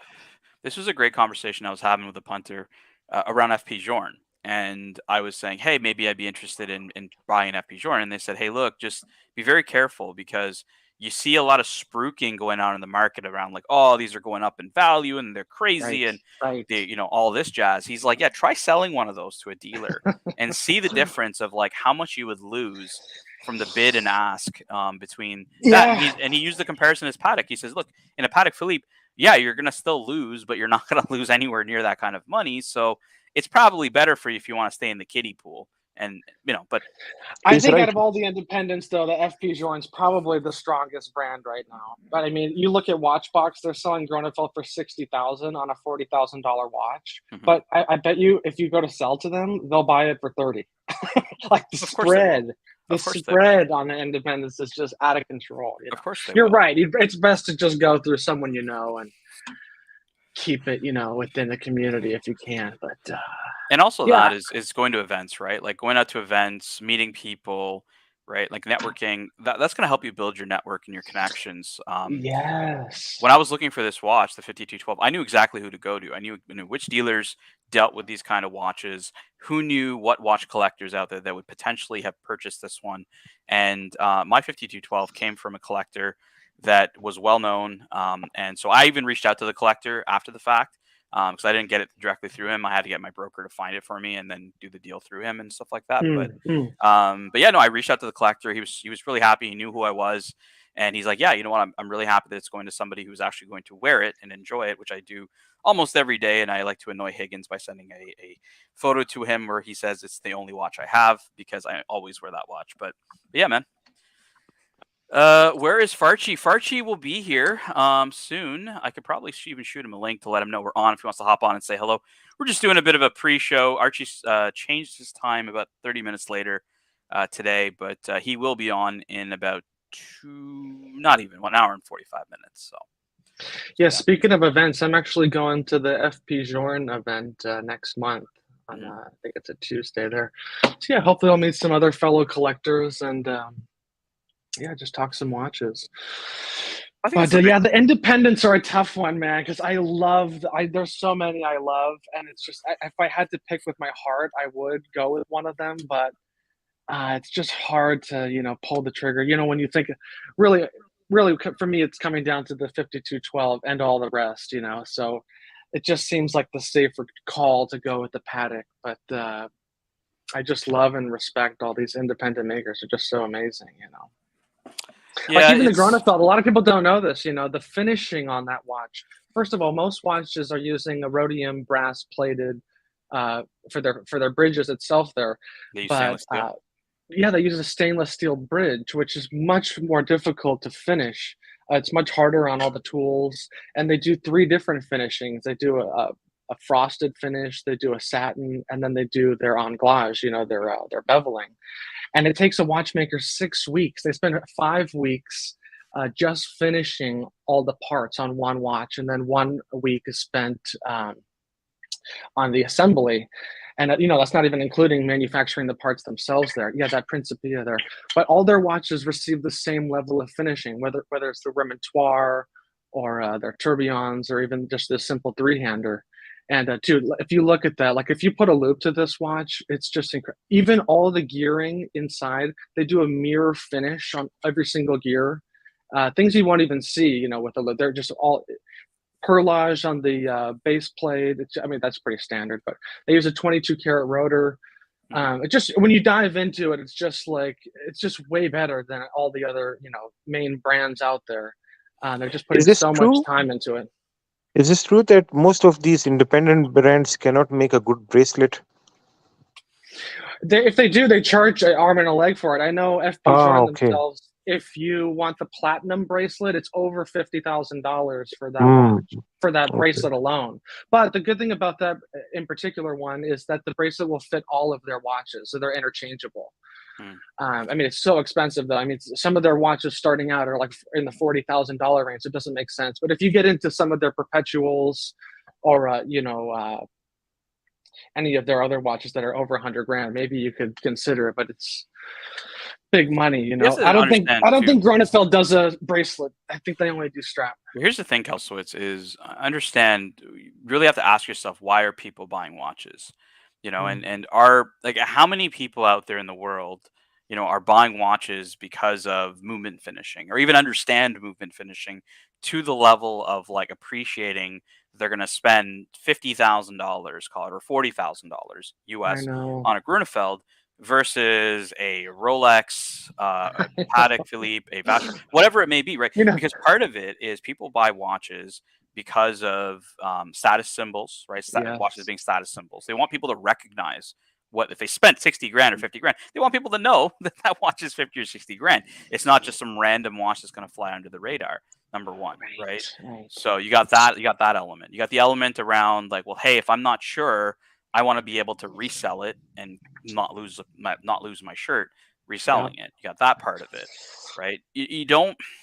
Very few people are seeking out fine finishing and understand finishing to that level and care to loop their watches all the time and just, you know, kind of look at that. But that's what you're 100%. This is the niche within the niche. You know, watches already is a small industry, and then you're talking about, you know, 1% of that niche, you know, being into something like this. Maybe not even. You know, it's 30,000 feet above for sure. Yeah, and so for me, it's like you're going to see. And that's why I was asking those questions yesterday, was to see like, is Archie going to evaluate beyond just the brand status and, you know, the resale value of a watch to what its intrinsic value is in terms of what the watch actually, you know, what's in the watch, you know, whether it's movement design or finishing of the piece, as well as, you know, case design and all that jazz, right, coming together, which I think the Grunefeld watches are amazing. They do a perfect. Dude, they're one of the best. Yeah. I think these watches are for number one people who are truly into watches. I mean, they are way advanced in looking at things when they are buying a watch. And secondly, for a person whose lifestyle fits these watches. But from that, I mean, there are some people who redo their whole aeroplane, you know, interior of their aeroplane after 6 months, after 8 months, and if there is something wrong with that, they change it again. They are usually perfectionists or very rich people. You know, they want their home interior to change within weeks, and then they change it again. If they don't like it, then they change again. So this is for people who are very much particular about things in life. I don't like to use the term advanced when it comes to collecting because someone's into movement finishing. It's just what attracts people, right? Everyone's attracted to something different when it comes to watches, and I don't think anything is more advanced or less advanced than another thing, right? There's people who just purely love aesthetic and they just love the way a design is of a piece, and you know, ID guy is one of them, right? He can talk about industrial design all day long, and to him that is the end all be all, and he's very good at breaking it down, and he can go into very, very deep detail around it. You know, I mean, one thing I consider too with these brands is like with Patek and Rolex, there is a lot of advertising. You know, you're paying for a lot of marketing within that price. Whereas some of these other independents, they do very little marketing. You know, it's only for the people seeking them out, which is really blown up since the internet. You know, obviously people can research everything on their own now, but you don't have to pay for any of that. You know, so it's like a much different you know, value perspective when you think about it like that, I think. Mr. Valjoux says, this is why we need the About Effing Time channel to succeed. It's a top gear format to educate the mainstream public. I haven't really watched much of their stuff, Mr. Valjoux, but just an FYI, Adrian from Bark and Jack used to be in the chat here back when I used to live stream with ArchieLuxury. That's how I actually met Adrian, and Jins met him in person and whatnot. We got to know him from the ArchieLuxury channel. So, but yeah, I haven't. I'll check out their stuff, but I haven't. An interesting question: what's more expensive, your watch collection or your car collection? My watch collection or my car collection would probably be more expensive. I would say, yeah. The watches are probably like, it's not hovering near how much the car collection is worth. No, but I mean, one car is worth like a lot more than my watch. Yeah. Yeah. Yeah. But I mean, yeah, like it was funny because I think a lot of my car friends they already have their cars out right now. Like my buddy just got a Ferrari 488 and he's like, oh, like we need to go out and go for a rip. And I'm like, I haven't been that hyped to get it out because the weather's been a little shit around where I'm at. But I just put the insurance back on the car today, and yeah, I should be out this weekend. But yeah, So when you go to these get-togethers, car get-togethers, mm, what kind of watches do you see on people's wrist mostly? mostly Rolex. It's Okay. mostly Rolex. Like one guy, the guy with the 812 super fast Ferrari has a Smurf Submariner, and you just see like subs. You don't see anything super crazy out there. Like I know some of the car guys have decent watch collections, but they're more into like their car collections, and we're talking like these guys have like millions of dollars in cars and stuff. So that's more their passion. We've got You Nick got this M, guy. who's become a member. I want to thank Nick M for joining the ArchieLuxury live stream. You got man from Sophia saying half the people into watches will like this watch and understand it, but very small part of this people will have money for these watches. That's true in a way because I think about that. There's plenty of watches that are 30, 40, $50,000. So it's just getting someone to be to have the money for it, but then to find the niche of people that will want something that's not a brand name like these Gronefelds or Laurent Ferriers. They're only making like 100 watches a year. I don't know if anyone knows that, but it's one of the smallest manufacturers. So just getting someone interested in something like this is probably half the battle. Here's the thing, Kelswitz. I think you're going to have to, in your decision making of the piece you're going to buy, you're going to have to come to terms with the fact that, like, are you going to buy a watch that 99% of people aren't going to know what it is, which is probably one of these watches. Even with the Patek Philippe, 95% of people won't know what it is. 100%. You know what I mean? So then you got to just come to terms with the fact that, like, is it going to be easy to resell or whatnot? And if it's too much to stomach, that you just don't want to have to struggle to resell a piece, then you probably should just go with the Patek Philippe. Like, I think it's just not going to be, No, to be totally frank and honest with you, I have like 3 dealers looking for a 5212 for me right now. I mean, I already had, there's one, I've dealt with David SW plenty of times, so I'd love to go with him, but I'm actually working a couple other dealers to see their best price, and then I'm going to negotiate that price against David SW. So I know he'll come down a little bit. Yeah, he just put one up, I think, a day or two ago, 5212. Yeah. Takuya had one, but I think he sold his, and there was another one on the forums that went up that got sold. So I really want to buy at 36,000, but it's pretty much impossible to find. That's below retail. That's below retail. I know, but I think 38. What's California sales tax? 10%. But David SW is in Florida, so he can ship it out to me. Yeah, but like I think it's 39,000 for the watch at retail. Yeah, it's high 38. Yeah, so let's say it's 38,000. So we had 10% tax. You're at 41.8 anyways. Like his prices in California is basically retail. So if he has a 23 watch that's like brand spanking new, I don't know if it's his 23 or 22. It's not a bad deal. It's not a bad deal at retail if it's like brand new. No, it's fair. I'm just, I'm in no rush, so I'd love to squeeze if I can. So we'll see. I'm being patient. But the thing is, I really, went through a mental battle because I really wanted to get one of these independents, but I just can't get over that psychological dilemma, just knowing that you're probably stuck with it. I don't know. There's just something about that that's like tough to swallow. I'm not rich.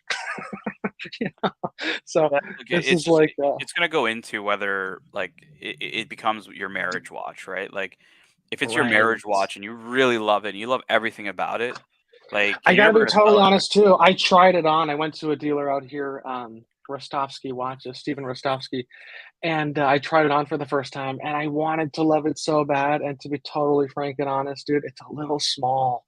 Like even though it's 39.5, and that's normally my in my sweet spot, there's something about this watch. I think it's just the curved case itself. It just fits a little bit small, which was like, just. How did it compare to? So when you were in Taiwan, you wore the 5226, and I'll pull that up here for everybody. Yes.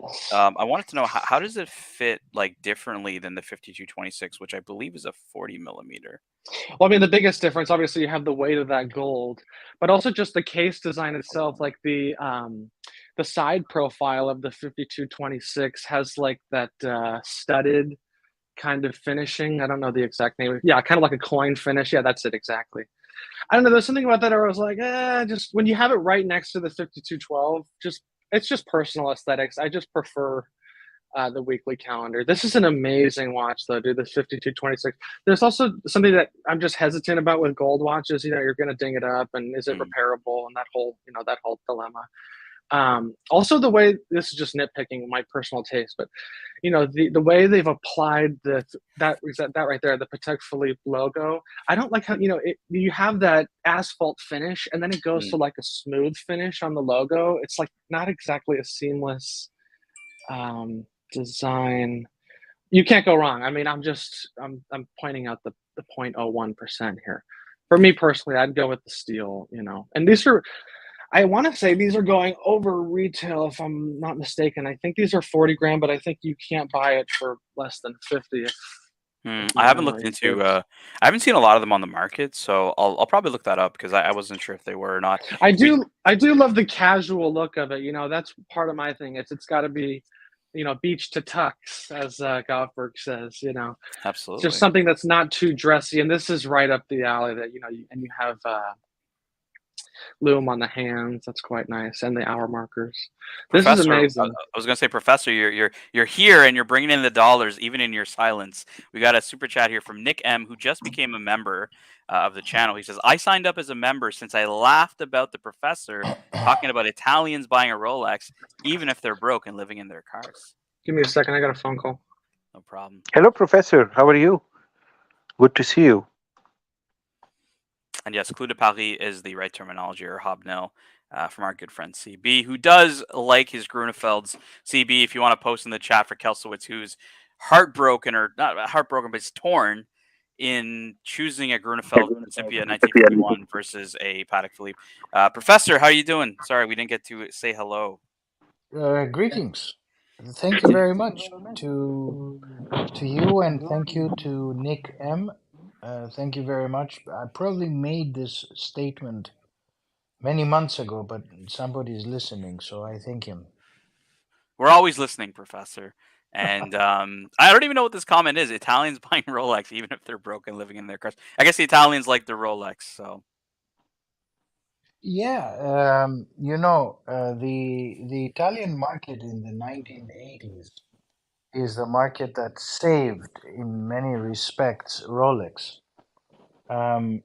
Any decent Italian has a Rolex, and even if they're broke, you know, like our friends in certain parts of the Middle East who are equally broke at times, they prefer to have a good watch rather than have any money in the bank.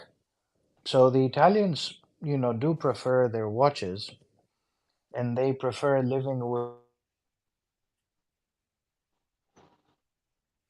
Sorry, I think you cut out there, Professor.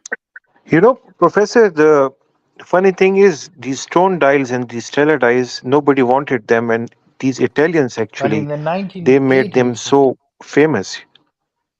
Yeah, in the 1980s, exactly, Sad. The Italian market, because of the quartz competition, particularly the Italian market, which usually is about 10 to 12% today of Rolex, is the one that really bailed them out in the 80s. So, yeah. Saad, we have on the screen a lapis pyramid dial. Very, very special, but Tan, this is a very rare, special, outstanding dial. I thought I'd bring it up. I know Saad and I were talking about, I think this one, the coral. This is a coral pyramid. Coral pyramid. Yes, this is the coral pyramid. Yeah. Let me see if I can pull it up on the screen. A better photo for you guys. Give me a second while I find it, because this is going through a whole bunch of different stone dials. But holy jeez, coral. Uh-oh, I come back and we're on Rolex. Uh-oh. We pivoted to Rolex is what we pivoted to. Well, yeah. We're looking at stone dials. We're looking at stone pyramid dials, like I have up here. There's a coral pyramid stone dial. That's probably 36 now. That looks like a small guy. It is 36, yeah. And it looks like it is unpolished. You see those thick uh, lugs on these watches. It's very thick, you know. Mr. Valju says he has a vineyard north of Venice, Italy. He doesn't know any broke Italians wearing a Rolex. What the? Well, if you're in Venice, you're in the affluent part. I'm sure you have gone to the southern part as well of Italy. Income-wise, the south is 60% less affluent than the north. Yeah, we were talking about this watch 10 yesterday. You see, there are no diamond indices like the newer ones, which looks like it is made for the girls, you know, the newer models. And this can be worn by anybody. I think people are just looking for a little bit more spice in their life, right? And that's why they're kind of sick and tired of the champagne dial date 8. Oh They want yeah, a bit more colorful. I yeah. think Higgins got mad when he was talking about some like balloon. I don't even remember what the fuck. I think it was a enamel dial fucking watch, and then I compared it to like the balloon OP, and he got really mad. But I think people just want some variety in life. They want a little bit of spice, right? Like Kelso, what color dial would you go with that Tanzil, Grunefeld? Go ahead. Tanzil, let me ask you, if you want spice in your life, do you get a watch or you get a woman? Well, I mean, if you already Yes, have both. one, if you have one woman and can only handle one woman, I think you stick to the watch. And you know, Professor, this is what I love about Tazil. He's not just into Pateks. You know, just tell him the watch name and he then research over it. You know, he's not one watch guy, one brand guy. Or So I've owned, look at him. Look, or I've he's owned. looking at the day dates. You know, just to learn about them more, to explore them. Yeah, I mean, I've owned a lot of vintage Rolex as well. I owned a 1680 red sub. I've owned multiple, date justs and everything else like that, from vintage. So I did a lot of, I used to do a lot of collecting in vintage Rolex, vintage Seikos. I have obviously Rolexes and other watches in my collection as well. So yeah, I mean, it's either watches I've owned or I've researched because I was interested in buying them at some point. Kelso, with no spice in your life, what color Grunefeld dial would you get for your Principia? I'm sure you wouldn't get a silver dial. Oh, you got to go salmon. I don't think the silver is available anymore. I'm pretty sure it's just salmon, light blue, and Tiffany blue. Yeah, I think you got to go salmon. And their salmon is quite special. They do it's a gold plating. I think it's on sterling silver. I can't remember the material, but it's a gold plating that creates that salmon dial finish. So it's actually a little more orangey than most, but it's amazing. And the fire blue hands. If you ever want any advice on Grunefeld, CB knows his stuff. I think he was after a chronograph at some point, so you should definitely connect with CB. He can give you some good advice on it. CB says he knows broke Irish wearing Rolexes in Italy. I used to live in Ireland, CB, and I was offered get this. I was offered a 5711 blue Nautilus from an AD back in 2016, where I lived. Yeah, no but spend history, no nothing. There are some things maybe CB and I have disagreed in the past, but I love his comment about somebody of Irish origin in Italy. I don't know who he's referring to, but that's all good. But yeah, Professor, a 5711 at retail in Ireland, they offered me. Well, 2016, this was a time when, Hulks were going below retail. Batmans, you'd lose money buying these things brand new. So. Yeah, but the Nautilus was always going above retail. It was like, for example, you'd never get a Daytona under retail at that time. Right. Daytonas were still over retail. They weren't like triple over retail. Right. And the Nautilus US was around 24, and David SW was selling it for like 26, 27. So they were still over retail, but nothing crazy. But so, anyways, the story was that the AD in my city in Ireland just got the dealership, and I walked in there, and I think I was wearing a Royal Oak at the time, and I just started chatting them up, and they saw that I was an enthusiast, and I said, hey, if you get a Nautilus blue dial 5711, give me a shout.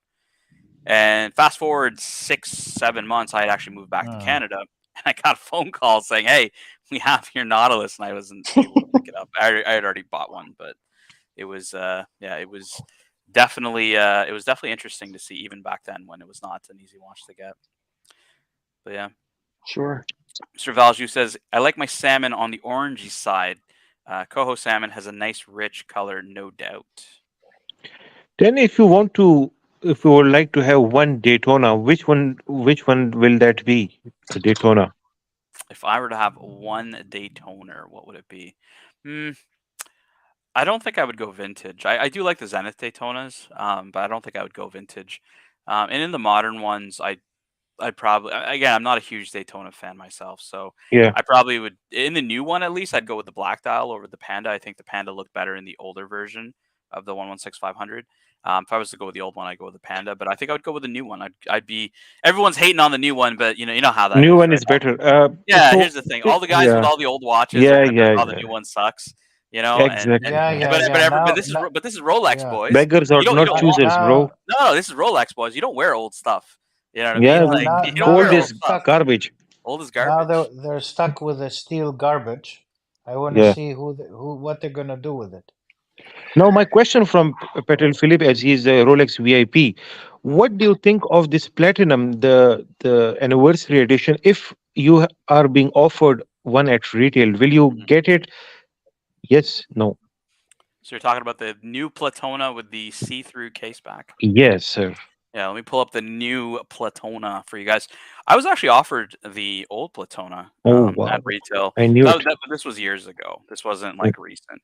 I remember a time when you could see those sitting in the cases, man. They weren't crazy. Here we go. New Platona. Let's see. 126506. Yeah, they just on the main website they just have all of them. So I'm gonna try. Here we go. New Platona.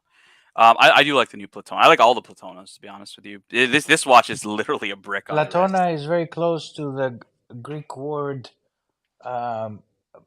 Platon, which is Plato for the English-speaking world. So Platona is close to Platonas, which is, a Greek ancient And philosopher. and So by the that's way, very good. Professor, this chronometer is also it was derived from an Greek word. Of course, of course. Chronos. Something, yeah, it was something like that. Well, even Akrivia, which is a brand, a very well-known brand, is the name for precision in Greek, Akrivia. But also it means expensive, so it depends, if you're spending too much money, it's expensive. Forbin So, Colossus says yeah. pre-pandemic the Platona was on Amazon for 75,000. So, Tan, what will happen to the price of the old discontinued Platona once we see these new versions coming into the gray market? I don't think they're going to take. I mean, are they going to go down? I think they'll go down a bit. Yeah, I don't think that they're ever going to go back to what they used to be. I think they're still going to be sought after. They're still close enough to these models that people would still, think about the 40 millimeter Submariners when the 41s came out. They didn't just completely dump in value, right? They went down, but they weren't like, they're still close enough that people still have a demand for them. And I think in the beginning, though, when these first start hitting ADs, there's going to be quite a spread from the new one to the old one. So I don't think they'll come down too of much. course there'll be. People are going to want the deal on the older one, knowing the price of Of the course. Yeah, new of one. course. When it comes to these modern Daytonas as well, everyone goes gaga over the stainless steel. But to me, it's if you're going to go gray and pay the premium, just go white gold. I mean, the white gold on Oysterflex in the high 30s is a way better buy than mid 30s for a I've stainless just steel. always had like this thing about not buying rubber watches, like rubber bands on like watches that are that expensive. It was my qualm with the Aquanaut. I just couldn't get past it. The fact that I'm spending this much money, I'm getting a fucking rubber strap.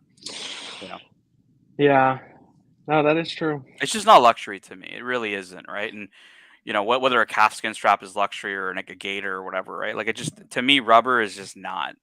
And I just couldn't get past it. So I would probably say if I was going to go for a high end one, I'd go with the Platona. I actually really do like this watch side. I tried it on. It was a brick on the wrist, and yeah, definitely. Okay. So we have a question from 11: Daytona or Day-Date fluted bezel in platinum, Saad? Yes, of course, I will go for the platinum Day-Date fluted bezel with Arab numerals and Arab discs. That's an amazing watch. I think those are going for around 60 grand, which is probably in that price category. That's probably one of the better watches you can get. The Arabic dial with the Arabic disc is 200,000. The I'm just Arabic the date disc, right? The date here. Yeah. Yes, you're right. The Aren't discs. those called Indian numerals, Saad? You have to tell me what is it. What are they called? I think they're called Indian numerals. Okay. Anyway, I'll pull up the one that the professor is talking about. The date. Yeah. Forget these. No, nobody gets these. Especially in the green color when you have the green version. Forget. So I think he's talking about stick to Patek, guys. This is what he's talking about. I think these numerals, they're called the Indian numerals. They're not called Arabic numerals. They're called Indian numerals. Yeah. Which doesn't make any sense because I don't think they use these numerals in India, but all right. Yeah. Anyway, these are unreachable for most people, and if you look at value to return, I mean, if you're spending 200,000 for this, you should ultimately go into the higher pyramid. Well, I don't know about that, but you have a choice, of course, with Patek and Lange if you're into the German brand, or AP. I wouldn't go for AP personally, but if you're spending 300, you're basically talking Richard Mille, Grubel 4C, maybe a couple other independents, but yeah, Rolex, you're past Rolex at that point. 350 on a Daytona, it's ridiculous. Exactly. If you pay 200,000 for a Rolex, guys, then you're either super wealthy or super dumb. What was that Sky Dweller for the one with full baguettes? I think 2 million at retail. Sky Dweller? Yeah, the full baguettes one. The one with DJ Khaled, Saad. DJ Khaled? No, he didn't have it. He did not. He had the Sky Dweller with baguette all over. Okay. But not on the bracelet. He had a leather one, so maybe that's 500,000. The 2 million, I don't know. What I'm talking about is the 326959. Hold on.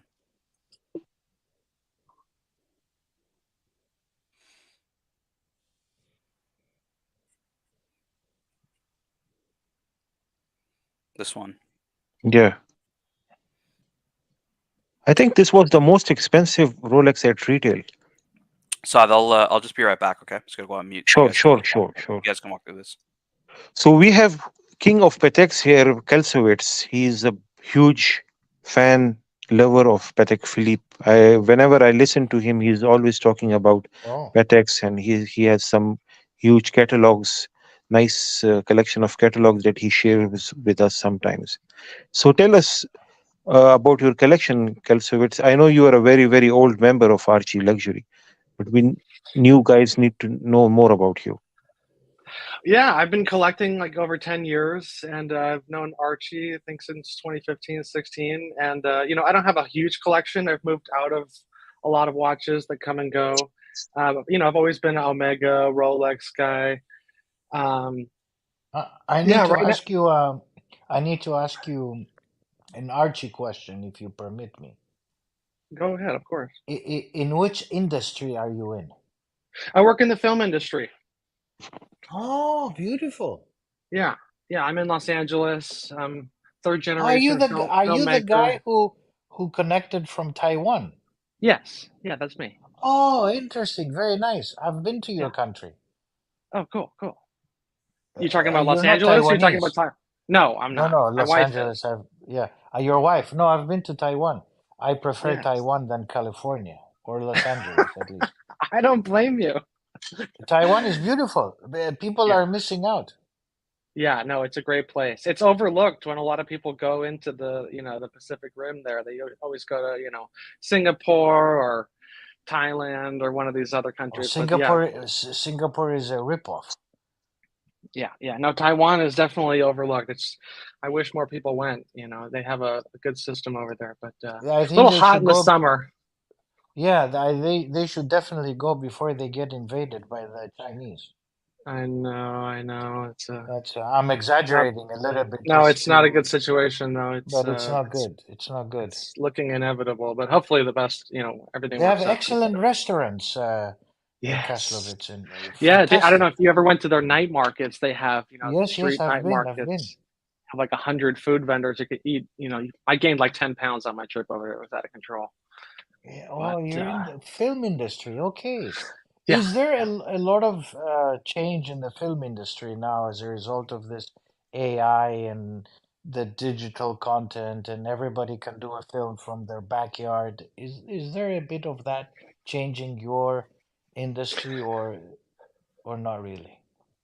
I mean, there is a lot of advancements as far as virtual production. There's a lot of productions using volumes where they have basically LED screens that are used instead of going to a location. You could basically be shooting inside of a virtual reality set.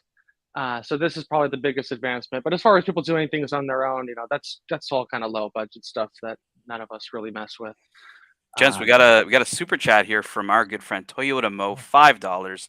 I pulled up his photo, his wristwatch check from today, the Tiffany OP. He says, "Happy Friday, Tan, General Saad, Kelsowitz, Professor, and Punters. Hope all is well." I Thank think I remember his collection. He also had a Louis Vuitton box in black. Oh, Yeah, he's a great Oh, guy. Toyota Mo's got amazing watches. Yeah.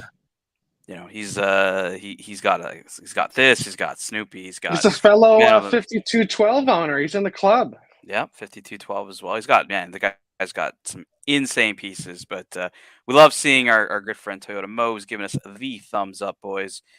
We have And a VIP in the chats also. 11. He's saying that wow, I didn't know Meteorite was available for Sky Dweller.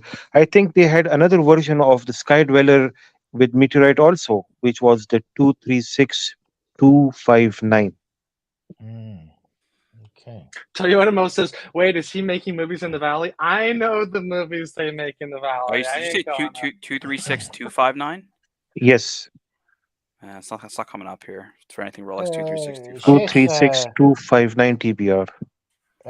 Sheikh I'll send you Tanzil. photograph on WhatsApp if you want. Yeah, I found Yeah. it. I think it's Okay. 326. Yes, 326. Yeah, 326. Tanzil, Yes, since I sir. have you and Saad, it's always I think the professor cut out there. So this is a little bit cheaper version. Many people here can afford it, just for 500,000. Yeah, just a little bit explain. cheaper. I think the professor, you're having some audio issues, Professor. We can't hear you. Oh, okay. Probably because of the country I'm in. Probably they Like the haven't discovered. The Wi-Fi at the brothel isn't very good, right? So. Yeah, the internet here in this in Kazakhstan is as good as Borat. Cricket Wireless. Cricket Wireless. Professor, you had a question for us. Please Yeah, continue. yeah. I had a question. I've learned Saad makes a good point about differentiating between the day date, which is the real watch for the Rolex enthusiasts, and then the garbage watch, which is the steel watch. And I like this differentiation. Can you please explain to us what is now the hot garbage steel watch, the top five, from the top to the bottom, for Top us, the 5, like punters. the hype The watches, or still? the super hype garbage to the less Starting super from hype. Daytona, I would say the Is one, this two. just Rolex, or is this just Rolex, or is he talking everything? No, Rolex, because Okay. Patek doesn't have garbage yet. Okay. Steel Rolex slots. I know you're gonna go first of all to the Daytona, right? Yes, the new reference 126500. I think it is. That is the first most hyped steel watch. Then we come to the GMT. No, GMT. Yeah, the Pepsi is gonna be one of them. Yeah, then but Pepsi is a huge downgrade. Is there any watch. No, he's asking the hyped steel. Okay. We come to Oyster Perpetual Celebration, right? That is Okay. important steel piece, very important steel piece. All right. Then we have these GMTs. The best, I believe, is Pepsi with Jubilee bracelet. Jubilee will be future huge collector's item because they have done too many oysters everywhere. So Jubilee, Mm. and sometimes Oyster Jubilee they have same prices, but I think Jubilee is more important. And then you Okay. downgrade to this Kermit, right? And then you What come about to the pattern. the Bat Girl Batman. and Batman is one of the last. I'm trying to pull up Skydwellers for Saad to like pivot here to Skydweller, but he's not. no Yeah, Sky totally Dweller? forgot about the Skydweller. Actually, this is more important, as important as the Daytona. Now, this green dial, the new one, very important watch. Very difficult to get, I am sure. And So you, okay. Even the mint green on Datejust were very expensive at one time. If you remember, 10. This is the same mint green they used on the Datejust. So Yep. this will be a huge hype piece. Yep. So you've got the Daytona, you've got the GMT, Pepsi, you've got Skydwellers, both in the green and the blue are pretty hyped on it in steel. You mentioned the OP Celebration, the Bubbles watch as another hype steel watch. I don't think anything like the Explorer is not hyped. The Explorer 2 is not hyped. Yeah, Professor was out. they are ultimate garbages because you have them producing the 39 millimeter with the same movement. Now you have the 40 millimeter, and even the Milgauss, which was heavily produced, they are even the discontinued models. They are still not hyped. No. Maybe 2,000-3,000 pound increase, but nothing substantial. If you're in the Submariner line, like Saad said, like you've got the Cermet is the quote unquote hyped one of the current lineup, but even more hyped than that is the discontinued Hulk, right? That's the one that's the Submariner everyone wants is the Hulk. I think he's referring to the current production models. I Current would say. production would then be the Cermet. Yeah. It'd be the Cermet over the because I mean you've got steel, you got the Cermet, you've got the date, and then you've got the no date. So the Cermet would be the most desirable of those three, I would say. How about the Yacht-Master? The The new titanium. one. It's not a Yeah. steel though. It's not a steel watch. It's titanium. Okay, it's semantics now. Semantics. See, not steel. It's titanium. Okay. I don't think the Titanium. Yacht-Master steel watches are that hyped. Look, the titanium No. one is people are definitely seeking the titanium watch.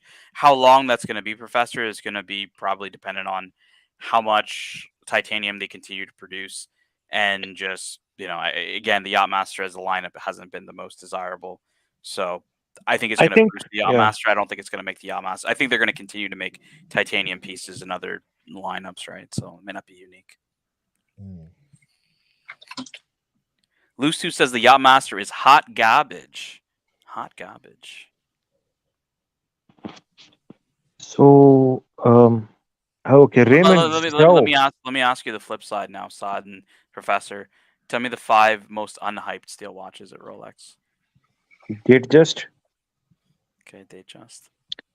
Then come that garbage Milgauss. Thank God it got discontinued. For now. Not a current model though. Okay. We are looking for Kermit. So, OP in ugly colors, black, silver. Those are zero watches, not hyped. They are not producing Air King. They are producing Air King still. So Air King is also zero garbage. And what else is there? You got the No Explorers. dates. You got the Explorers. No date sub. Explorer is, I would say, it's a mid-tier garbage because It's a mid-tier it's a highly sought after in a way. It's not sought after; it's in high demand. So, I consider it to be a shemale kind of a watch. In terms of no, it is a beautiful watch, but in terms of hype, it has never increased too much in value. However, it's a great watch. What about the Explorer 2? I personally like this watch really much. I would definitely have it if I get the opportunity, but it will not be a hype piece. We have 39 people are still confused whether to get the 39 or wait for the 40. So when you have too many choices, then there is no hype. Same thing with Yeah, the day date, you know. not the Day date, Explorer, not the Explorer yeah. 1 though, the Explorer 2. Explorer 2, I never liked it. Professor likes it. Many people like it, but I don't like I the like bezel I like design. Yeah. I like the Explorer too. It's a man's watch, and it's a fuck off watch. You know why? Because it's expensive. Most people go for the typical GMT garbage, sub garbage. The Explorer 2 in steel, it's expensive. It's nearly twice that of a sub, right? And once you go into the two-tone territory, forget it. I like the white gold Yacht-Master II rather than the yellow gold. It's a very nice one, and it's a heavy one as well on the wrist. You feel it, it's 270 grams. The yellow I one is think, too much yeah. in your face. I mean, they'll cut off the hand and take the watch. In my view, the best steel sports watches these days is the 39 millimeter Explorer. This one's That's for the one you. I have. That is the best everyday watch, in my opinion. No one knows it's a Yeah, Rolex. It's a one. It'll that's a never go very out of nice watch. fashion. I agree. I agree Yeah. with you guys. The We've got a 39 is we've a got beautiful a one. Greek message for you there, Professor. Ah, Yasu, my sexy brothers. Yeah, Yasu means hello. Yeah, this Hello is to my GMT. our man in Darwin. So, We're Professor, gonna open a I didn't know branch. We're I gonna didn't open a branch in London. I didn't know Mr. that you liked the GMT Explorer Sugar. 2 that much, Professor. I didn't know you were a big fan of this watch. Oh yeah, What do you like and about the I'll Explorer 2? I'll give an example. One of the key watchmakers in Rolex only wears an Explorer 2. Not because he was instrumental in bringing the watch to light, but he appreciates the movement. Why do I like the watch? Look, it's a completely useless watch for its complication. I mean, it is the most useless thing Rolex has done. Okay, but you are between the uses. It's like a submariner. You're not gonna dive. I mean, I dive in my shower. That's the closest I Well, come to just diving. looking at watches that actual watchmakers are wearing, the old saying, all the Patek watchmakers wear JLC. But that's not necessarily saying JLC is better. It's just that they can't afford the Pateks that they're making. Watchmakers, I think, generally are making what, 70, 80,000 a year. I mean, I respect their job and Yeah. everything, but they're not, making hand over fist. So it's difficult for them to Good point, actually buy. Kalsowitz. Good I point. mean, No, no. The incentive program at Patek for their workers is non-existent yeah, because yeah, at Rolex you're not allowed to wear anything but Rolex. that makes sense. They have their own watchmaking school, Rolex. Of course. But also they do give incentives to get a proper watch. I'm So sure they even hook them up somehow, some way. no, yeah. And it's a company policy. I mean, Patek, what you gonna go and buy Calatrava for 35,000? Even if they give it to you at cost, it's more than the guy's twice the guy's salary. Right. We've got a question asking us for the thickest and thinnest Rolex. All right, so thickest Thickest. Rolex, boys. Well, What do you guys think? the monster, the 50 millimeter, go and dive and die yourself. I Deep saw this Sea watch in Challenge. person. It's ridiculous. It's just it's a pocket watch. All right, so that's the thickest Rolex. Thinnest Saad, will be Cellini. Cellini, I mean the 1908. Yeah. The 1908 is the thinnest Rolex. I'll pull up the 1908 if I can find it here. Scrolling through. There we go. Thinnest Roli is Professor's Rolex. new favorite, the 1908.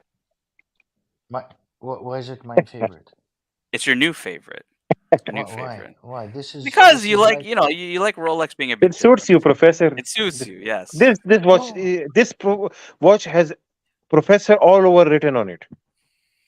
no, this is not a cheeky attracting thing watch. I mean, with Well, this you should one, you ask. You should go to Heathrow And a half. This one you die. Does This this one watch make me look you more attractive? no. This lady is still calling. She calls me. She got me another watch now. What did she get you now? The green Datejust. Okay, yeah, some people want that watch. It's not bad. Really? I told her bring me more. Another one. Well, I you don't should want ask her. this one. Do you think the 1908 would raise my profile? No, I can't. This is a grandfather's watch, guys. This So is not. then the clasp on this watch resembles the one which was used in the date few years ago, Yes, 118138. that's what I heard. Yes, that's what I heard. So they are I just, think. yeah. Sad, please. No, it's okay, sir, Professor. No, please. I was gonna So say I think in. what I want to say is that they are just looking at their scrapped, spare parts, and they are just assembling it and making this new watch. Yeah, I don't know. This one's a bit of a. Some people love this watch. It's funny. I've been listening to YouTube, and there's some people that are absolutely in love with this, and I don't get it. I really don't. I think 5196 is a much because they are king of this style. Can this is they are the king of Patek is the king of dress watches when it comes to 5197 or whatever it's. What was the reference? 5196. 5196.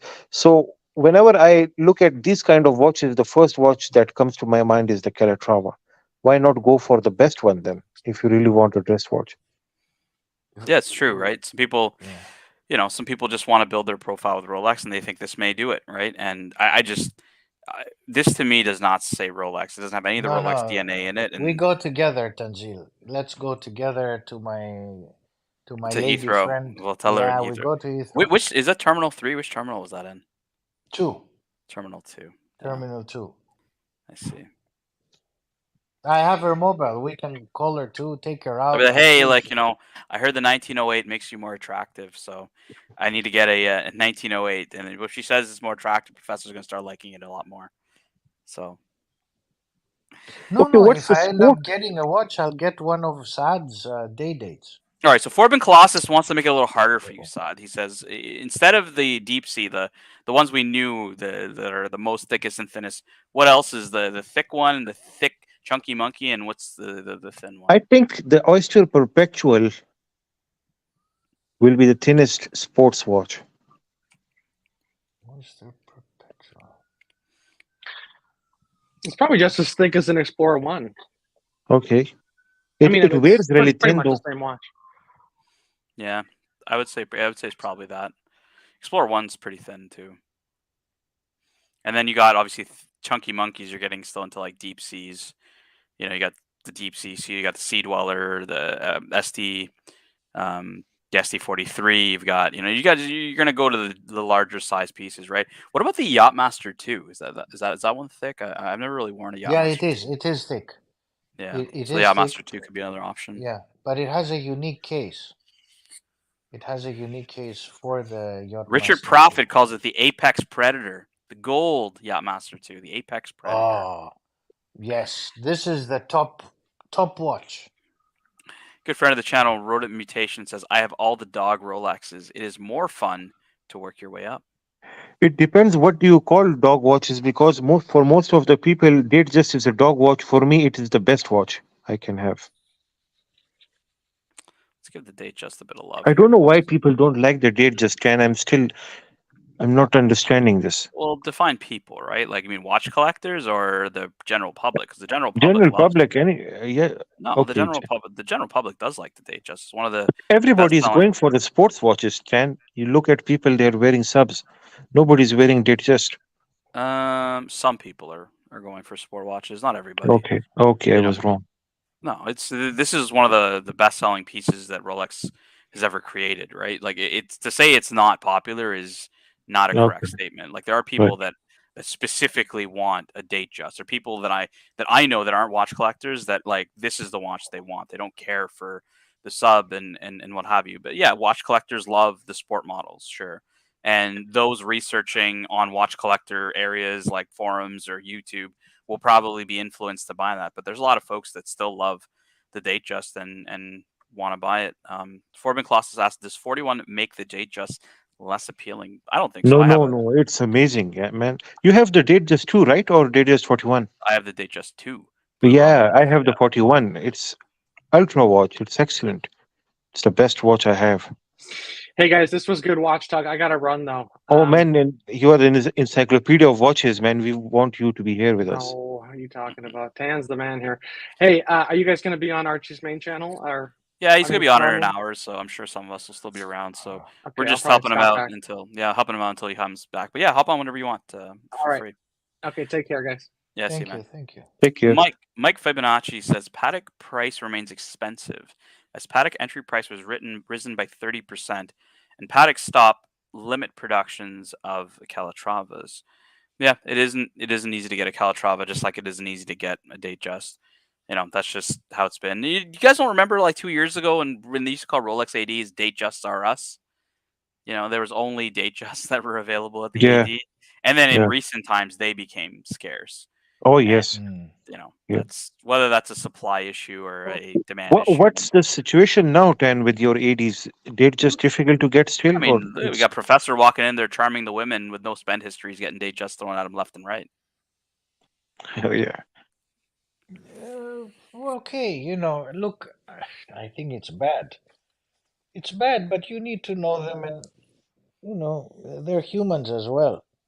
I mean, Well, look, it's not her fault, right? Like, I mean, she just works there. It's not her. yes, It's it's it's like just it's not even her choice. Probably, I guarantee it's her manager's choice of who they give yeah, yeah. a highly desirable model to. It's not their fault.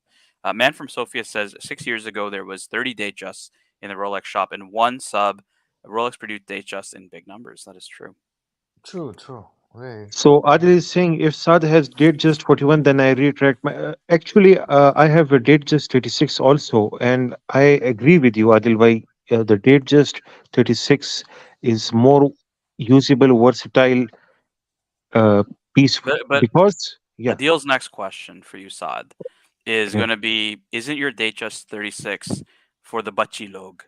You know, Yes, but 41 brings more bachis.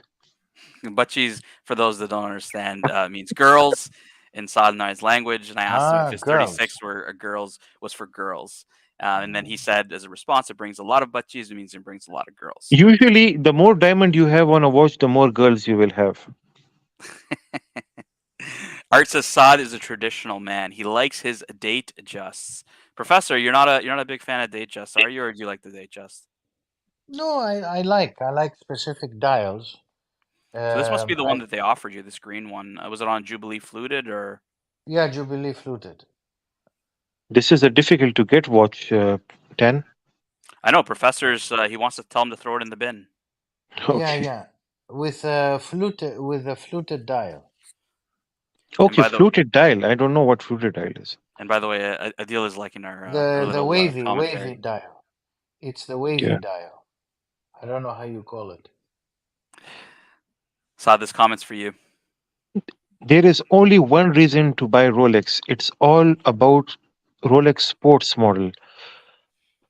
Then what about the day dates and date just? Are those garbages? Why do they spend so much research on This is a sourcing? nice one, Tanzil. This one, beautiful. Yes, this is a fluted dial. This is the This fluted is, dial. yeah. She got me the green fluted dial. 41? 41. Okay. I have the 41 with black diamond dial. Same watch, but black diamond dial.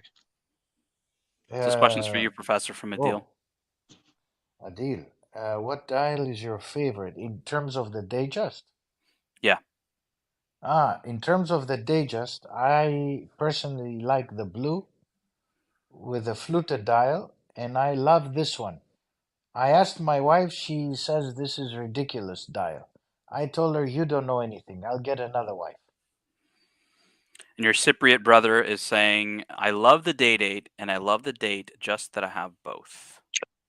GMT has an day outstanding date. taste.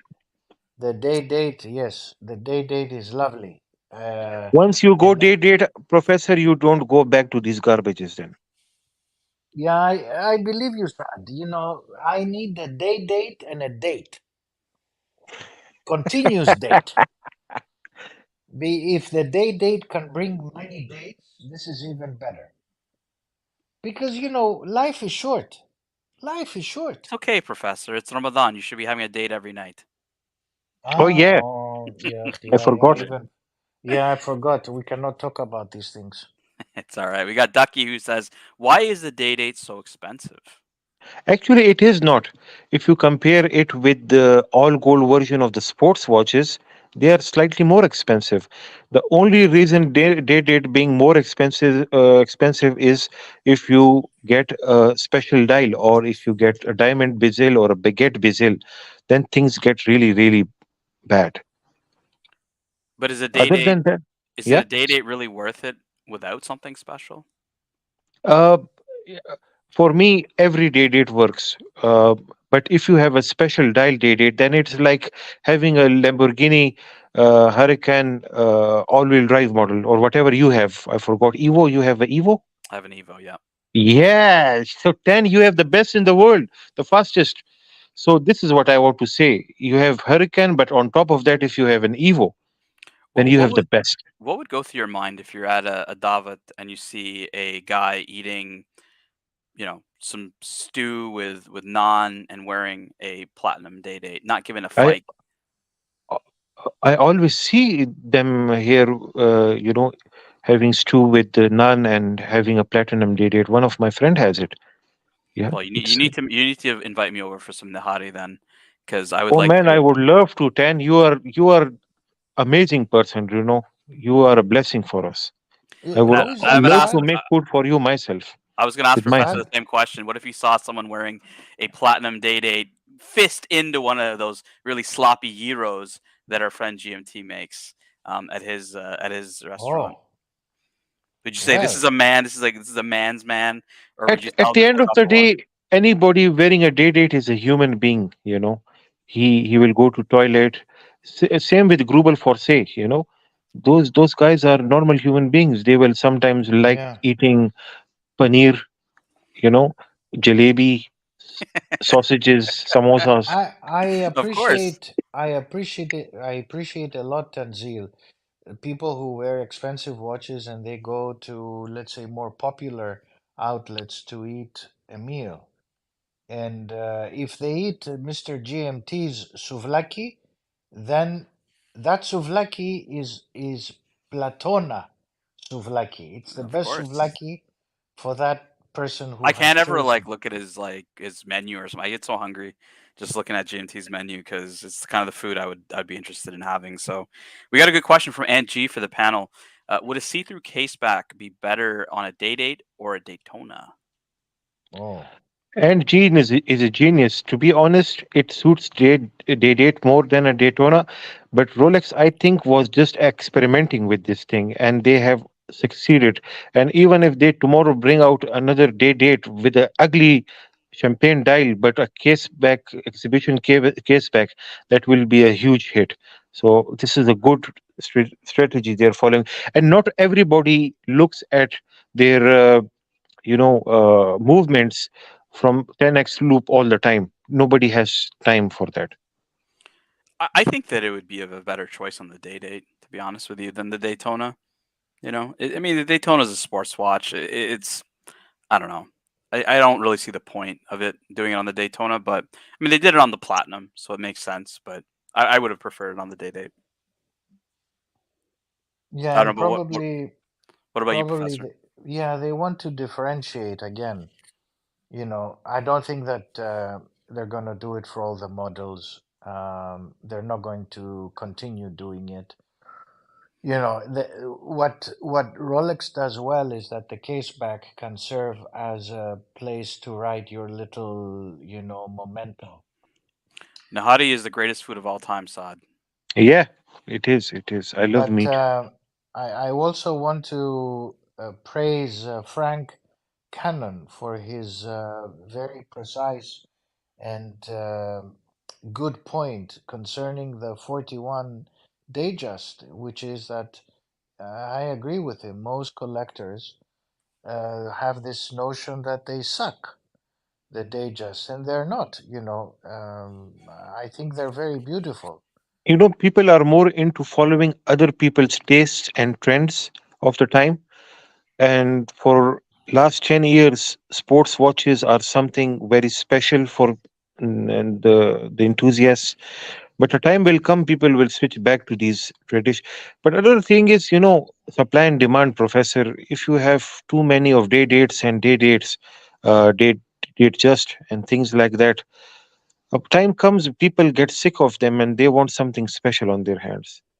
Well, that was the whole point of the questions I asked yesterday was around, a hyped watch versus, an independent that has really high horology, right? Like, is Archie going to follow the trend and just pick the hyped watch, or is he going to pick? I don't think he picked any outside of the hyped watches. He didn't even see it, even though I told this repeatedly that working with 10 or, at least when he's super chatting, you have to pull up that watch and show it to the viewers because this is how 10 works. But I got no response. Yeah, that's par for the course for Archie. Man from Sophia says a gold rotor and display case back will be a hit on every Rolex. Yeah, I mean, I think folks are expecting, especially in today's day and age when most watches come with a display case back, that they would want Rolex. And look, maybe this is something they do in the future. I'm not sure, but this was an interesting one from Art for you, Professor. Rolex is scheduled to make 2 million watches a year in 2025. Economy is going into recession, even though we're probably already in recession. Hold off on Rolex purchases. Models will go below retail. Do you think that's going to happen?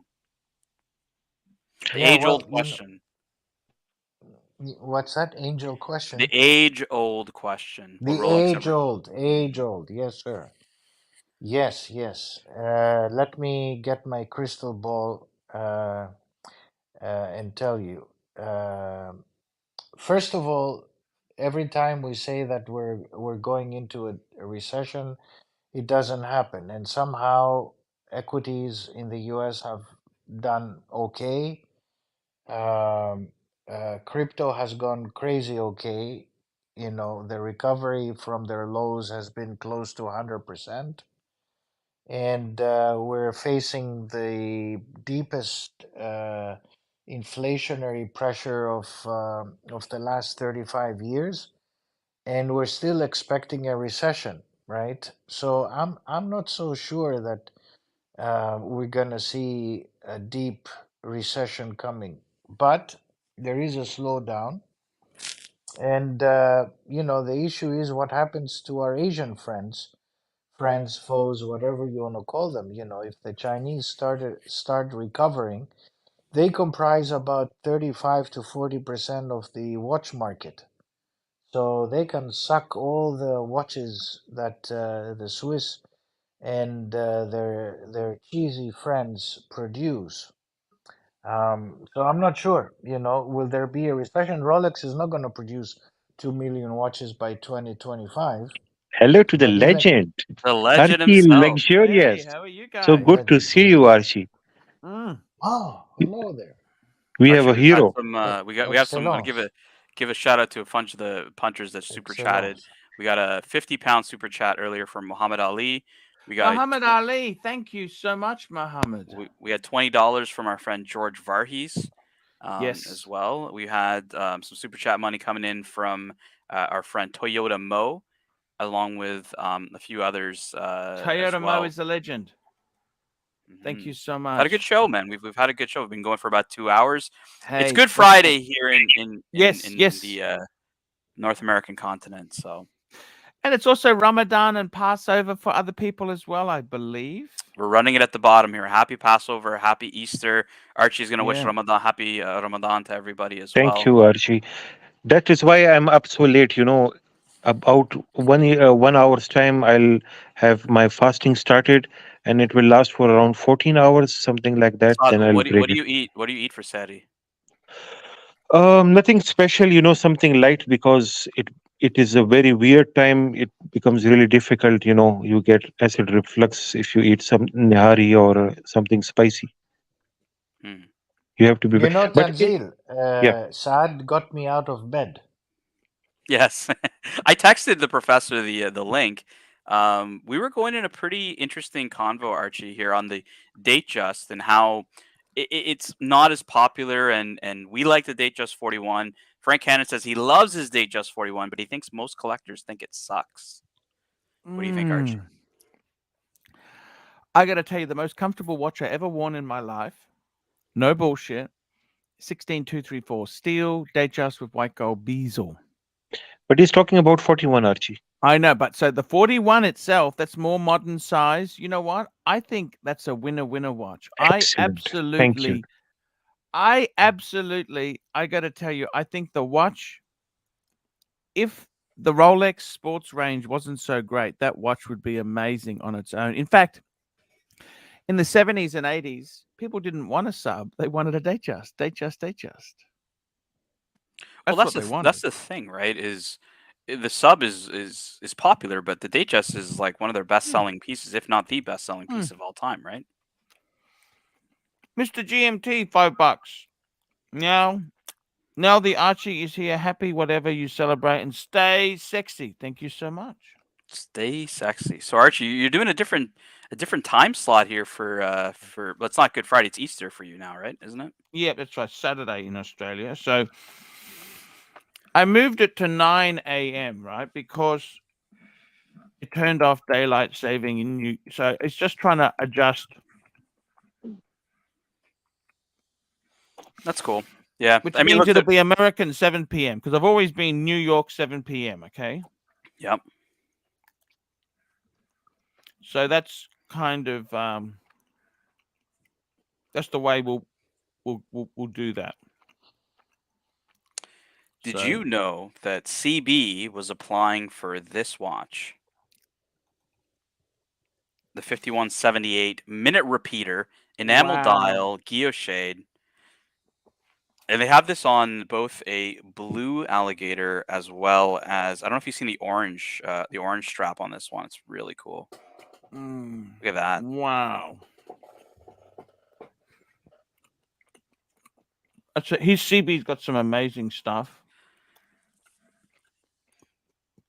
He wanted to apply for this one as well as the I'll show you the other piece that he was applying for, which I think is going to be ArchieLuxury approved, but we don't know. Maybe you don't approve of it. Oh. 5531. Minute repeater, world time, the cloisonné dial. I don't know what to say, really. This watch is beyond spectacular, isn't it? So what's up with you being flat on Patek these days? You're wearing your Rolex. What's on the wrist today? What do you have? I'm gonna put you. Omega C Speedmaster. Ooh. Yeah, your good friend wrote a mutation who says eating in front of a camera is so bogan. So bogan, thank you. I just woke up. I love that steamboat on Lake Geneva. Don't you love that?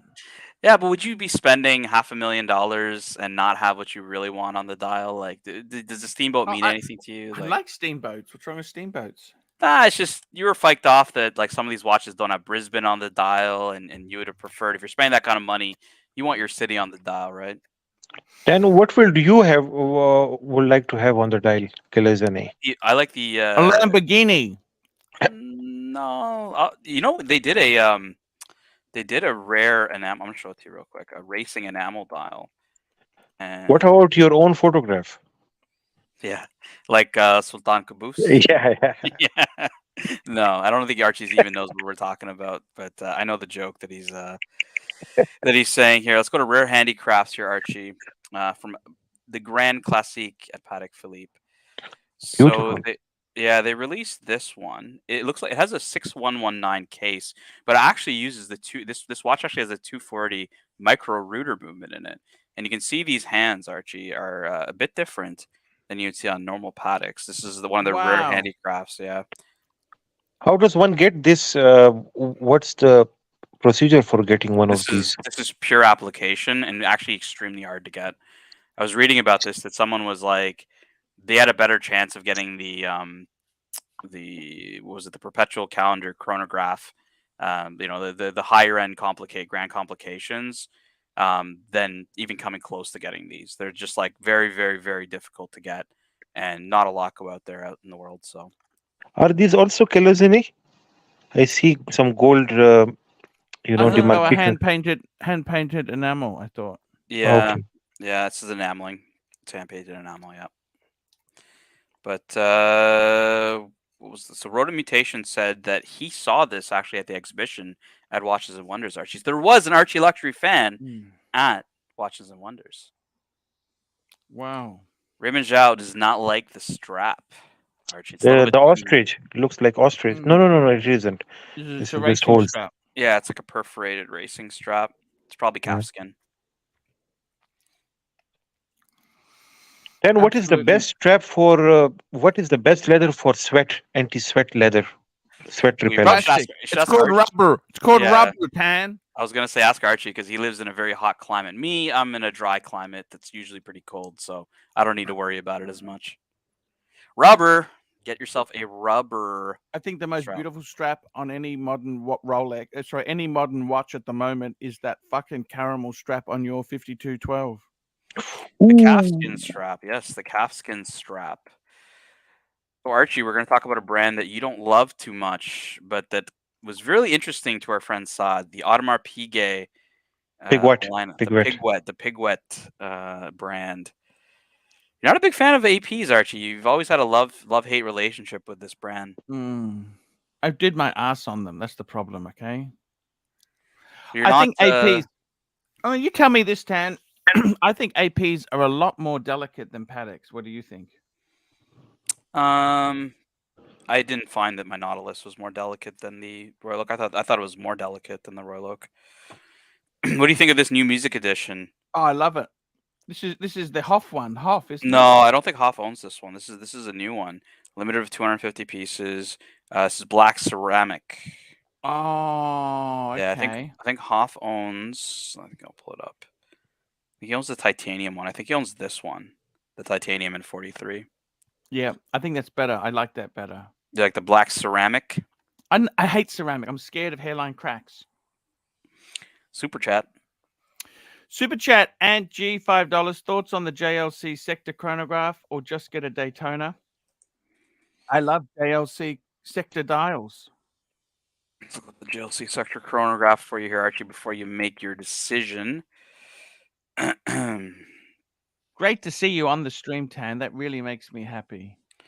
Yeah, I usually man the afternoon streams, just helping out, talking watches. All right, ArchieLuxury, what do you think? I think it's beautiful.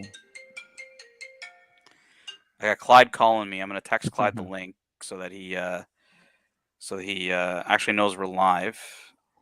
We are live, Clyde. This question from Smanji. Archie. What is the meaning of life, Archie? You know what, Tan? I mean, Saad, you know what? I thought I knew the answers until my stuff was taken, right? But you're a brave man, Archie. You have countered it very, very, very well. Well, I don't have any choice. I mean, Saad, what choice? You do I have a choice. One is to surrender, and another is to start working more. And you are doing more work now. You are a brave man. You are a fighter, Archie. Very impressive. Look, I think the important thing, the meaning of life, is to have a few things that are happy. Friends and family is probably the most important. Friends and family is most important. A few nice watches. I actually am just trying to. I don't want to get too many. Because I want to enjoy them slowly. You know what I'm saying? Yeah. But I think these three JLCs look beautiful. They look absolutely beautiful. So he's asking, would you get these or a Daytona? Look, you mean the three of them, or because these? No, just a sector dial chronograph. Okay. Look, you know what? Different type of application. One's a dress watch. One's more of a sports watch. I mean, if you were offered a Daytona, you'd have to take it, wouldn't you? But ignoring money, ignoring collectability, ignoring all that bullshit, you'd have to say the JLC is a beautiful, beautiful, beautiful. I love 2 register chronos. 2 register chronos are special. You'd have to love this JLC, wouldn't you? Sector dial chronograph. You'd have to. Well, the chat seems to. There's a lot of folks in the chat that really like the price point on these. I think they're sub $10,000. So it's pretty good. Obviously, with the Daytona being $35,000 US, Exactly. right? Like exactly. And Van Lux, a great Canadian fan, says, "Forget watches. Try enjoying pizza slowly." 100% right there, guys. Archie, what's the definition of a dress watch? This is a very weird question, but I want to ask you. A dress watch is, I think, a dress watch is a watch you wear with a nice, fine clothing for a special event, nice restaurant. You want to have some special occasions in your life, don't you? Yeah. What do you think? But what makes a watch dress can I make a Daytona a dress watch if I put a leather strap on it? Not really. I think a true dress watch, Saad, look, these days things are so crazy. This world, we thought we survived COVID. We got so arrogant and then it come and bit us in the ass, right? It's not good times now.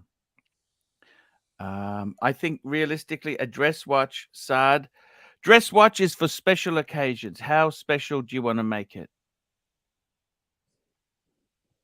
Professor, are you there? I am here. Yes. Archie is live with us, so it's your opportunity to talk to him before there is too much traffic on the main show. Okay.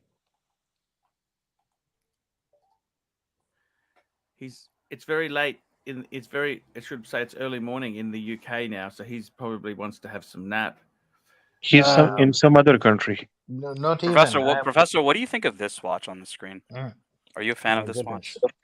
What is the meaning of life? Let me answer that, or at least contribute. It's yes, sir. I had a professor of mine who told me you should do 3 things in life: plant a tree, have a child, write a book. Wow, that's very profound. Luxury to last. Luxury to last, Tan. I was just writing the 3 things you need to do in life from ArchieLuxury. It's right here, by the way, if you want to read it out. And I have another friend who says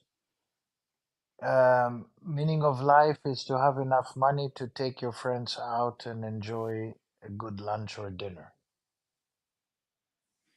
But the real meaning of life is Patek Philippe.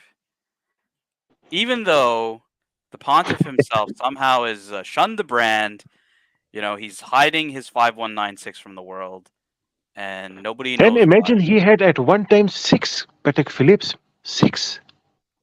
He did. It was glorious. He was never happier than when he had his 5 identical Pateks, right? I still remember that photograph. He has a beautiful wooden floor, and there he put in line those boxes of Patek Philippe. It was shocking. He's again looking at porn. Ooh, look at this Reverso Grande. Isn't that beautiful? That's a dress watch, isn't it? Is that a dress watch? What do you think? Look at this, man. What about these boys? What about the these? legendary ArchieLuxury's hands? Well, let me ask you, Saad, which 2 watches are these? So, Archie, you can't say it. Saad, what are these 2 watches? One is World Time, and other is Calatrava. Which Calatrava? He had many. I don't know exactly the reference number, brothers. I cannot say. One day Archie told me one important thing. Don't say if you are not sure about it. So he's only owned 2 Calatravas without crown guards. More than that, actually. You own the 6000 and you had the 6000 or 6006? 6006. Okay, so that doesn't have crown guards. So 3 without crown guards. One of them is the 6006. One of them is 5196. Nope. 5107 had crown guards. And this one, the 5296. I also had the 3919 and the come on. 3944. We're not talking about girl size watches here. Like I already gave Saad shit for girl size watches. These are beautiful watches, and the man, that hand, I recognize that hand, man. It's a beautiful photo. Adil is saying the Patek for him is the 5130 in platinum. Ooh. Platinum, Archie. Platinum, yes.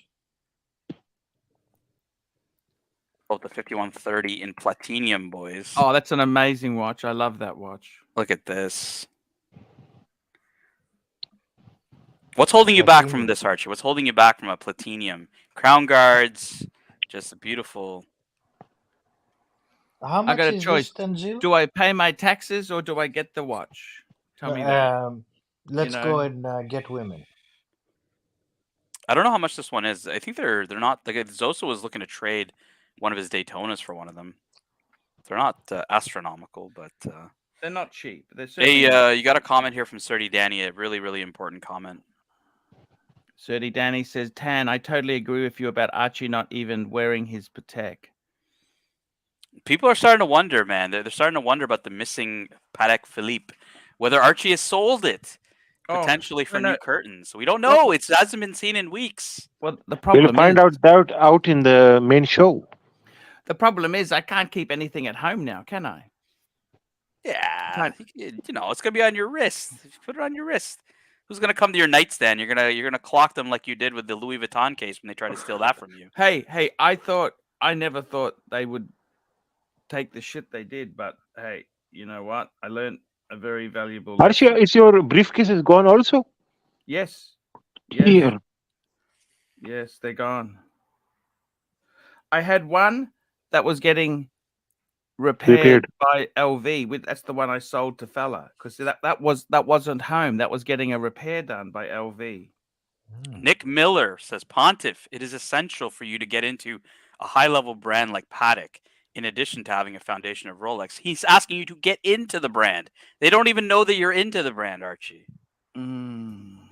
Archie, will you recognize your briefcase if it gets listed on eBay or any other website? Yeah, I'll recognize if someone's walking around the street with a fucking briefcase because nobody does that anymore. Because that is the best way to find out the criminals, you know. I've been looking on Gumtree, Marketplace, everywhere. Nothing surfaced. Nobody sells it on Gumtree, Archie. As Stan says. Archie did. Facebook Marketplace. Facebook Marketplace. Serdi Danny says, I've asked Archie loads of times why he hasn't worn it. Yeah, Serdi Danny, we're gonna wear it. I have worn it sometimes. We're gonna have to put out the warning that Archie's Patek Philippe is missing.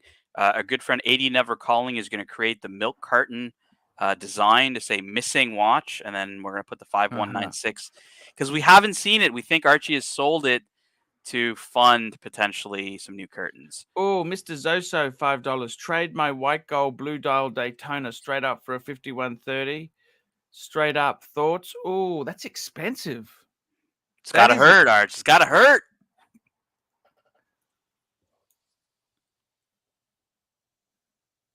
Archie, you're not. He has many Daytonas. He doesn't just have one. I know, because I love the solid gold, white gold Daytona blue dial. That's a amazing piece. That is such an amazing piece. Look, Zoso, 3 people on this panel are going to tell you to stay with Rolex, and then the voice of reason is going to say, get the goddamn freaking Patek. Life is too short. Archie, he doesn't have a Patek. He has multiple Daytonas. Tell this guy to get the Patek Philippe, man. Come on. I know. I like Mr. Zoso. I love him. He's a great guy. So what's your advice here? You're going to give him some advice. He needs some advice. He's paid the money.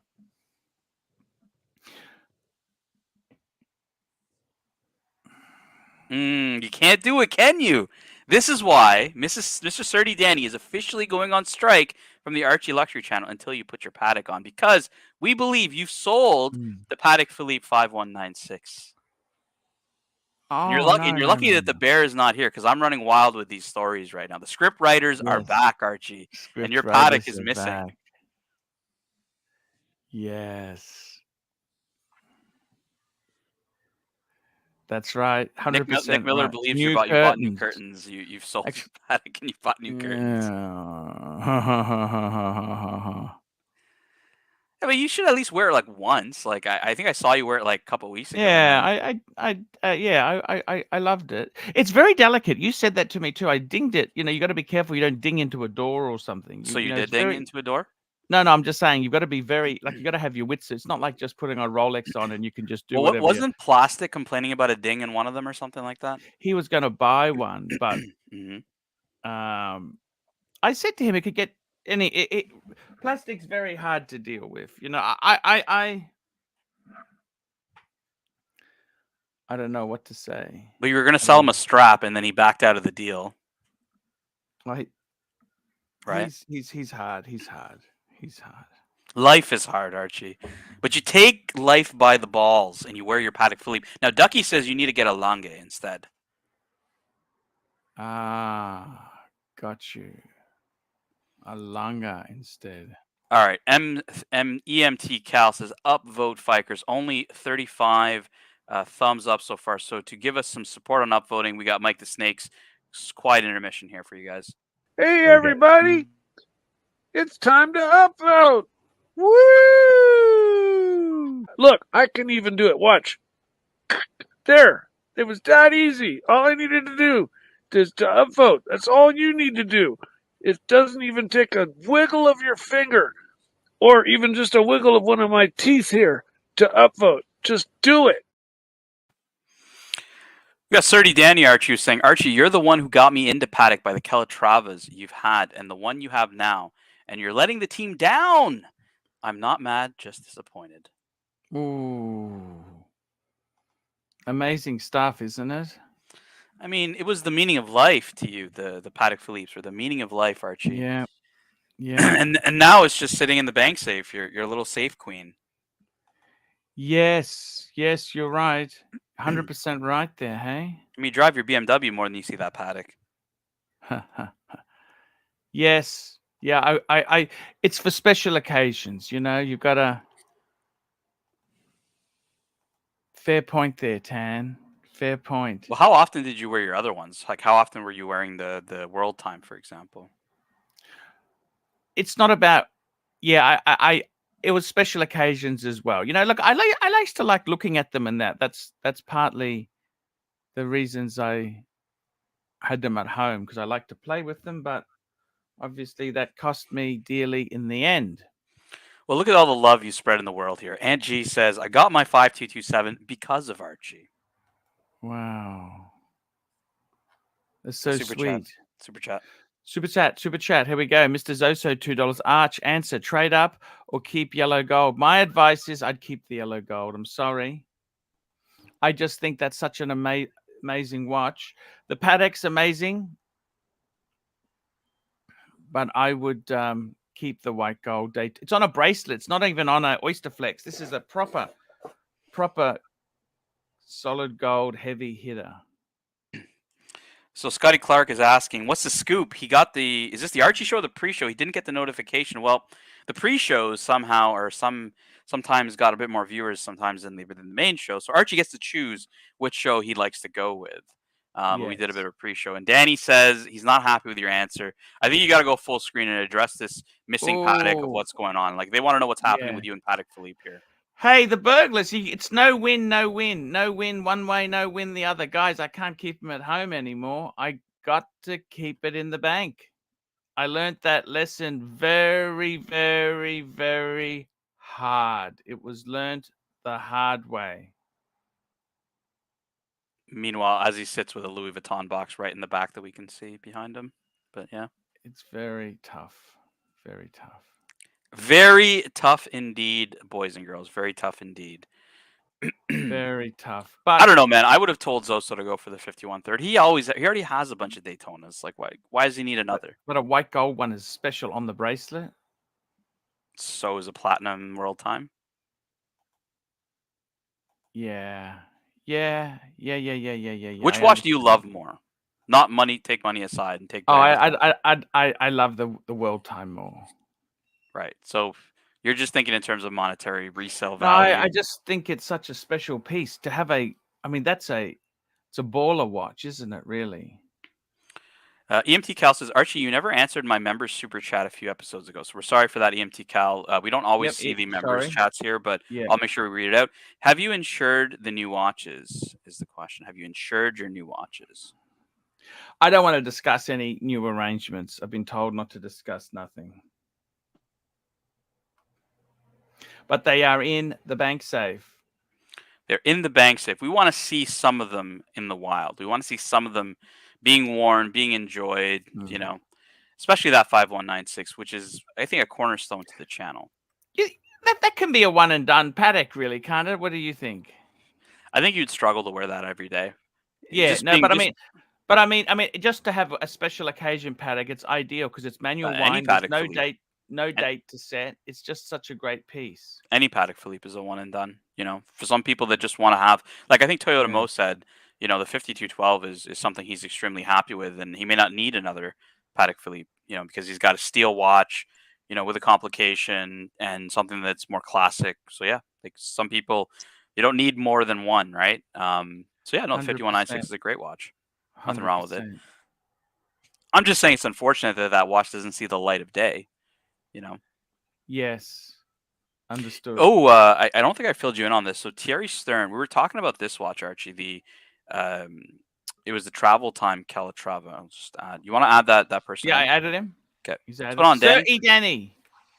Archie, I've not even got my camera on, mate, because I can't face you. You're not wearing this Patek. I can't keep it. Yeah, the burglars. What am I supposed to do? Stop making fucking excuses. Put it on your wrist like any other watches. I had it at home for a while, then I put it back into the bank safe, the rotation. It's not good in a fucking safe. Put it on your wrist. Enjoy it. Once, mate. Yeah, I will. I'll get it out. I will get it out. No worries. Thank you. I'm going to wait to see you when you've got it on your wrist, and then I'll come back on streams. The fans are revolting here, Archie. I love this watch. This watch is absolutely gorgeous. So 5224. Yeah, so the difficult part about this is the fact that it's extremely hard to read.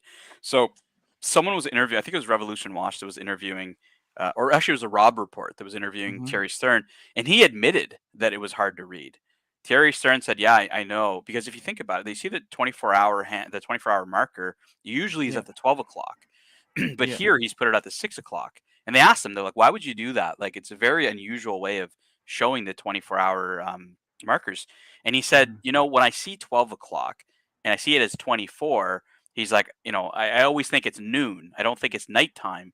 So I inverted it by putting the 12 at the 12 o'clock mark because it signifies noon versus the 24. And he's like, look, I admit it's hard to read and it takes some time, but, you know, I wanted to release it this way. So it was, even at his level, he recognized it was not, you know, something that would just be, you'd pick it up and be like, oh yeah, I know how to use this, right? Like, and I think that takes away from it, right? You're right. 100% right. 100% right. Yes. Then do you think that a mistake then becomes a huge collector's item in the future? On this one particularly, I don't see it. I'll be back in 1 minute, guys. So give me 1 minute. I'll be back right back. Sure. I don't see it in this one, to be honest with you. Like, it's in a normal metal. It's, you know, and the movement's interesting, but I don't know. I don't think this is going to be, I know that some of the unpopular ones become popular, but I don't really see a reason for this one becoming popular. There's nothing really special about it, and they're not using it in a, if it was a steel watch that they released for 1 year, sure, it's quirky. Aside of that, I don't see it here. I see. Yeah. Not everything that's quirky gets, you know, becomes desirable. And not everything that's desirable becomes undesirable, right? There's a lot of watches that have remained desirable since the beginning of time, right? And this one, I don't know. I never liked this when I first saw it. We have always talked about most desirable Patek Philippe. So what are the least desirable ones? Ooh, good question. Least desirable Patek Philippe. I'll walk you through the least desirable. And let's go to the collection and let's look at the Golden Ellipse. This one, the Golden Ellipse, has always been, well, not always, maybe in the 60s it was popular, but not very popular today. The Golden Ellipse, that's one of them that is not super desirable. And you can buy older ones at a pretty decent discount. And then we're going to get into the Gondolo, Archie's favorite, the Gondola. Not popular. It doesn't seem like they even have a men's size or a men's marketed size here in the Gondolo, but this has usually been a different shape. You know, I'll show you a couple of other gondolas out here, so you'll kind of understand what I mean. This is one that Archie absolutely loves and I absolutely hate. We'll call it the Mr. 2 watch, and I'll pull it up here for you. This is the 5111 Gondolo. Okay. Yeah, Gondolo is named after a distributor or a retailer for Patek Philippe in Brazil. They named the Gondolo line after them.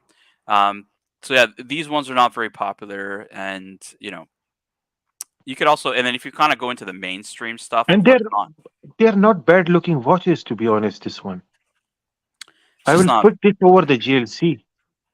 Am I stupid? I mean, if you wanted to be very smart, I'll show you which reversal to buy. Mm. Want to know the winning the way to win in life with a reversal? I'll show you. But first, we'll go to the. We'll discuss. Keep on discussing the least Oh, liked. I was just gonna say, if you wanted a reversal, get a Patek Philippe reversal. Oh wow! Okay. No, this is where time comes now. Yeah, I think Patek I think commissioned something like 6 or 7 reversos from Jaeger back in the day. And they actually, interestingly enough, Patek Philippe had a Jaeger. Let's just use JLC, not to confuse the two companies that were in the past, but JLC. They had a JLC movement in their reverso before Jaeger had a JLC movement in their reverso, which is a very interesting fact I've always Yeah. loved about the reverso. So, yeah, back to not loved. If you want to go into like the main catalog, Yes. you could probably go into, if you look at the Calatrava line. I'm going to avoid all the quirky like women's watches and stuff like that, but not super desirable in here. I would say you're probably looking at this Black Dial 5227, not super desirable. Still a cool watch. I do like the 5227 lineup. I don't think that the 5227G is extremely desirable. If you go into complications, you've got certain pieces like the Pilot's watch. I'll pull it up for you here. 5524. A lot of people love this watch, but these days it's just not. People haven't picked up on this as being a very it's desirable. beautiful watch. I love it. We're talking about ones that are not desirable from Patek Philippe. So I already brought up the Ellipse. I already brought up the Gondolo, and then But the thing is, Tan, in the day, the Ellipse was so popular in the late 60s, early 70s. People love the Ellipse. Yeah, the Archie says the 5524 is another dog. So some people love this watch, some people hate this watch. I've actually handled one of these in real life, and the quality, the attention to detail. I actually was handling a rose gold one. It's fucking amazing. It is oversized, yeah, it is. But the quality of it, you can't hate it. It's just beautiful. Don't you think the pushers are a little bit like Shrek's ears? But that's how they've always done the Okay. travel time. It's the forward and back. It's to change the different zones there. It's very clever. It's a very clever watch. It's a very clever watch. Fiverr says Night Zenith. What's next, Jen? What others are? Yeah, so we're going through not super desirable. Yeah. I'm not saying they're undesirable, but not super desirable. That would be one of them. The regulators haven't been crazy desirable. I'll pull up a regulator here. Archie, are you a fan of the regulator dial? This is a regulator annual calendar, but I love it. So it's so unique. It's unique. So saw the regulator dial. This was actually created off of the design of a regulator clock that was sitting in Philippe Stern's office, where he has a regulator clock, and they said, well, you know what, why don't we make a regulator watch? And so they made the regulator off of this one. I think it's like the 5235 or something like that. Okay. But yeah, so the regulator saw, you see the all the different subdials that refer to the time, where if you have the you have the hours, you have the seconds, you have the minutes, all in separate subdials and different dials, and then you have an annual calendar complication on top of it. But yeah, I don't know, Archie. Not this isn't a super popular Patek Philippe. Yeah, the regulator. It's unfortunate because it's using a 240 movement. It's a beautiful watch. It's quite amazing. It's quite amazing because if you have a look at it, it doesn't have the hour. It's not like it's just so gorgeous. Ant says the 6006G. I think they were popular, weren't they? Or what happened with the 6006? I think they were ahead of their time. I think they would be popular right now. I think at the time when they came out, they weren't very popular. This one has been one that I've seen people get at retail and turned it down. So this is, I believe, where they made the mistake? This was like a unisex watch. Yeah, it's 38 millimeters. And you know what I don't understand? You know what I don't understand, Tan? I got to tell you this now. I love that blue Aquanaut that's just come out. You know, that Aquanaut? They say that's a lady's watch. And But that could a one's just man- shy. Yeah, it's just shy of 40 millimeters. It's 39.9 millimeters. Surely, is that a men's watch? Come on, Tan, would you wear it? The problem is, you don't want to wear a watch that says, "Oh, this is for ladies," do you? No, you don't. I think that was what fiked you off about the 15450 AP, right? Yeah, it was in the ladies section, but for a lot of guys, they don't want super big ones. You know what I'm saying? I think they made a mistake with that because I think that's a beautiful. I love the color, don't you? So this is a comment from Rolex forums around the new novelties. This guy says, I saw it at Watches and Wonders this weekend, and he said it looked worse in person. The pale blue is incredibly drab in person. It does not pair well against a rose gold case, and the dial is too cluttered. He agrees that he doesn't like where the moon phase placement is on the Aquanaut. So Hang on. I think the only thing is I could say to that, when he says he saw it in person, he wasn't actually touching it. It was behind a glass cabinet with many, many lights and that there. So I think the problem is he hasn't had intimate time with this watch. Does that make sense? 100%. Well, I mean, we're waiting for you to have intimate time with your 5196, but not everybody wants to fulfill 30 Danny's, fantasies. His fantasies. Right? His fantasies. I got to be honest with you. I think it's one thing. Like I don't know how you find the lighting, but a lot of these watch stores and that have shocking lighting. They should have beautiful lighting. You want intimate lighting to make it really stand out. You catch it. So unless he's handled it, I don't think it's fair to say that. I really don't think it's fair. Saad, do you like the position of this moon phase at the top? For me, it's okay because if you know the Empire watch, which is going to get auctioned if not already, also has a moon phase on 12. Archie, for you, is the moon phase a deal breaker, or are you okay with this moon phase? I love it. Patek can do no wrong. Now, guys, I have got the other show. I've linked. Have you linked them up? All right. To my show. Yep. I might jump off and get that other show going in a couple of minutes. I want to say, Tan, thank you so much for doing a pre-show. I really do appreciate it, man. That is really appreciated. Tan, you're pure class, Tan. You're pure class. Pure class. Well, we had Saad on. We had not Jen. We had Saad. We had Professor, and we had Kelsowitz on as well. Yes. Guys, I got to get ready for that show. I'll be on in 4 minutes, so you're welcome to jump over to my show as well, guys. Okay? Why don't you start, and then I'll finish up here.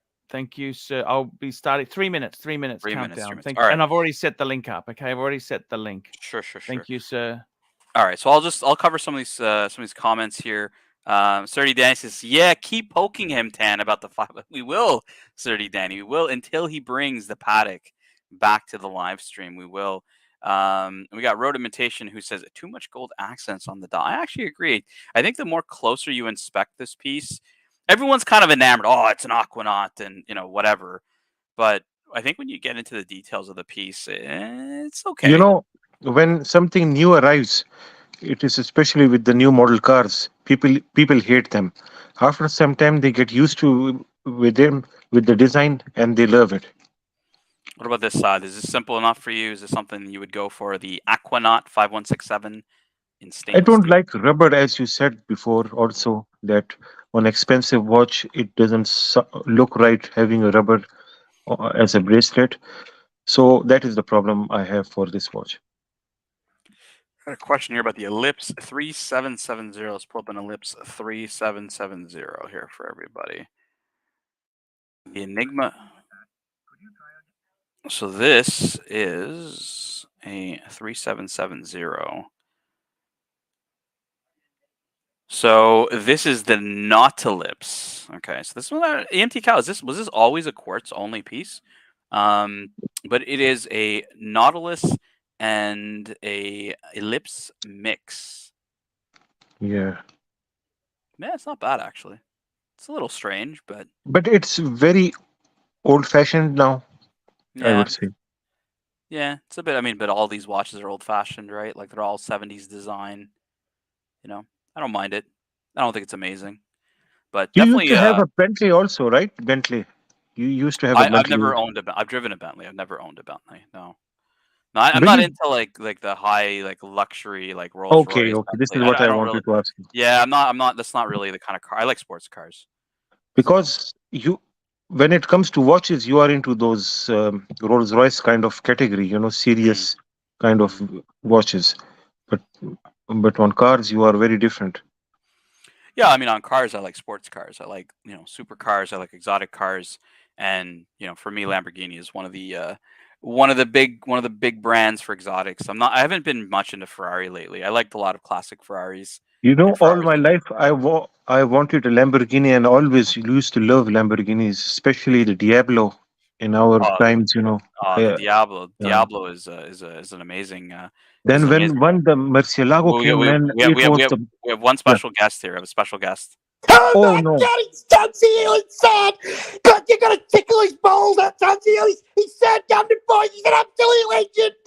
Tickle his balls. No, God. I love spreading the rumor that Pauly was offered the Eye of the Tiger Rolex, and Archie was confused. He's like, "Well, why didn't he buy it? Why didn't he buy it and flip it?" I'm like, "Yeah, it's what I would have done. Like, why didn't he buy it and flip it?" But I don't think he was offered one, man. It's the rarest of the rare. Clive, you're on the wrong show. We got the main show starting. No. I'm going to start on this one, Scotty Clark. Scotty Clark, I'm going to go on both unless you super chat. Go on the other channel right now, Scotty, and super chat. Or I swear to God, I will join, and I will be there the entire night. And I will dominate every discussion like Bear Clooney, except worse. So, Scotty, please don't super on you. This is on you. Please don't super chat because I want to see Clive stay on for the whole time. All right, guys. Archie started the other show, so we're going to hop onto the mainstream. I want to thank everybody for joining us. And thank you for letting me in, Dan. No, you guys are more than good day to you, Rancher. See you, boys. Neil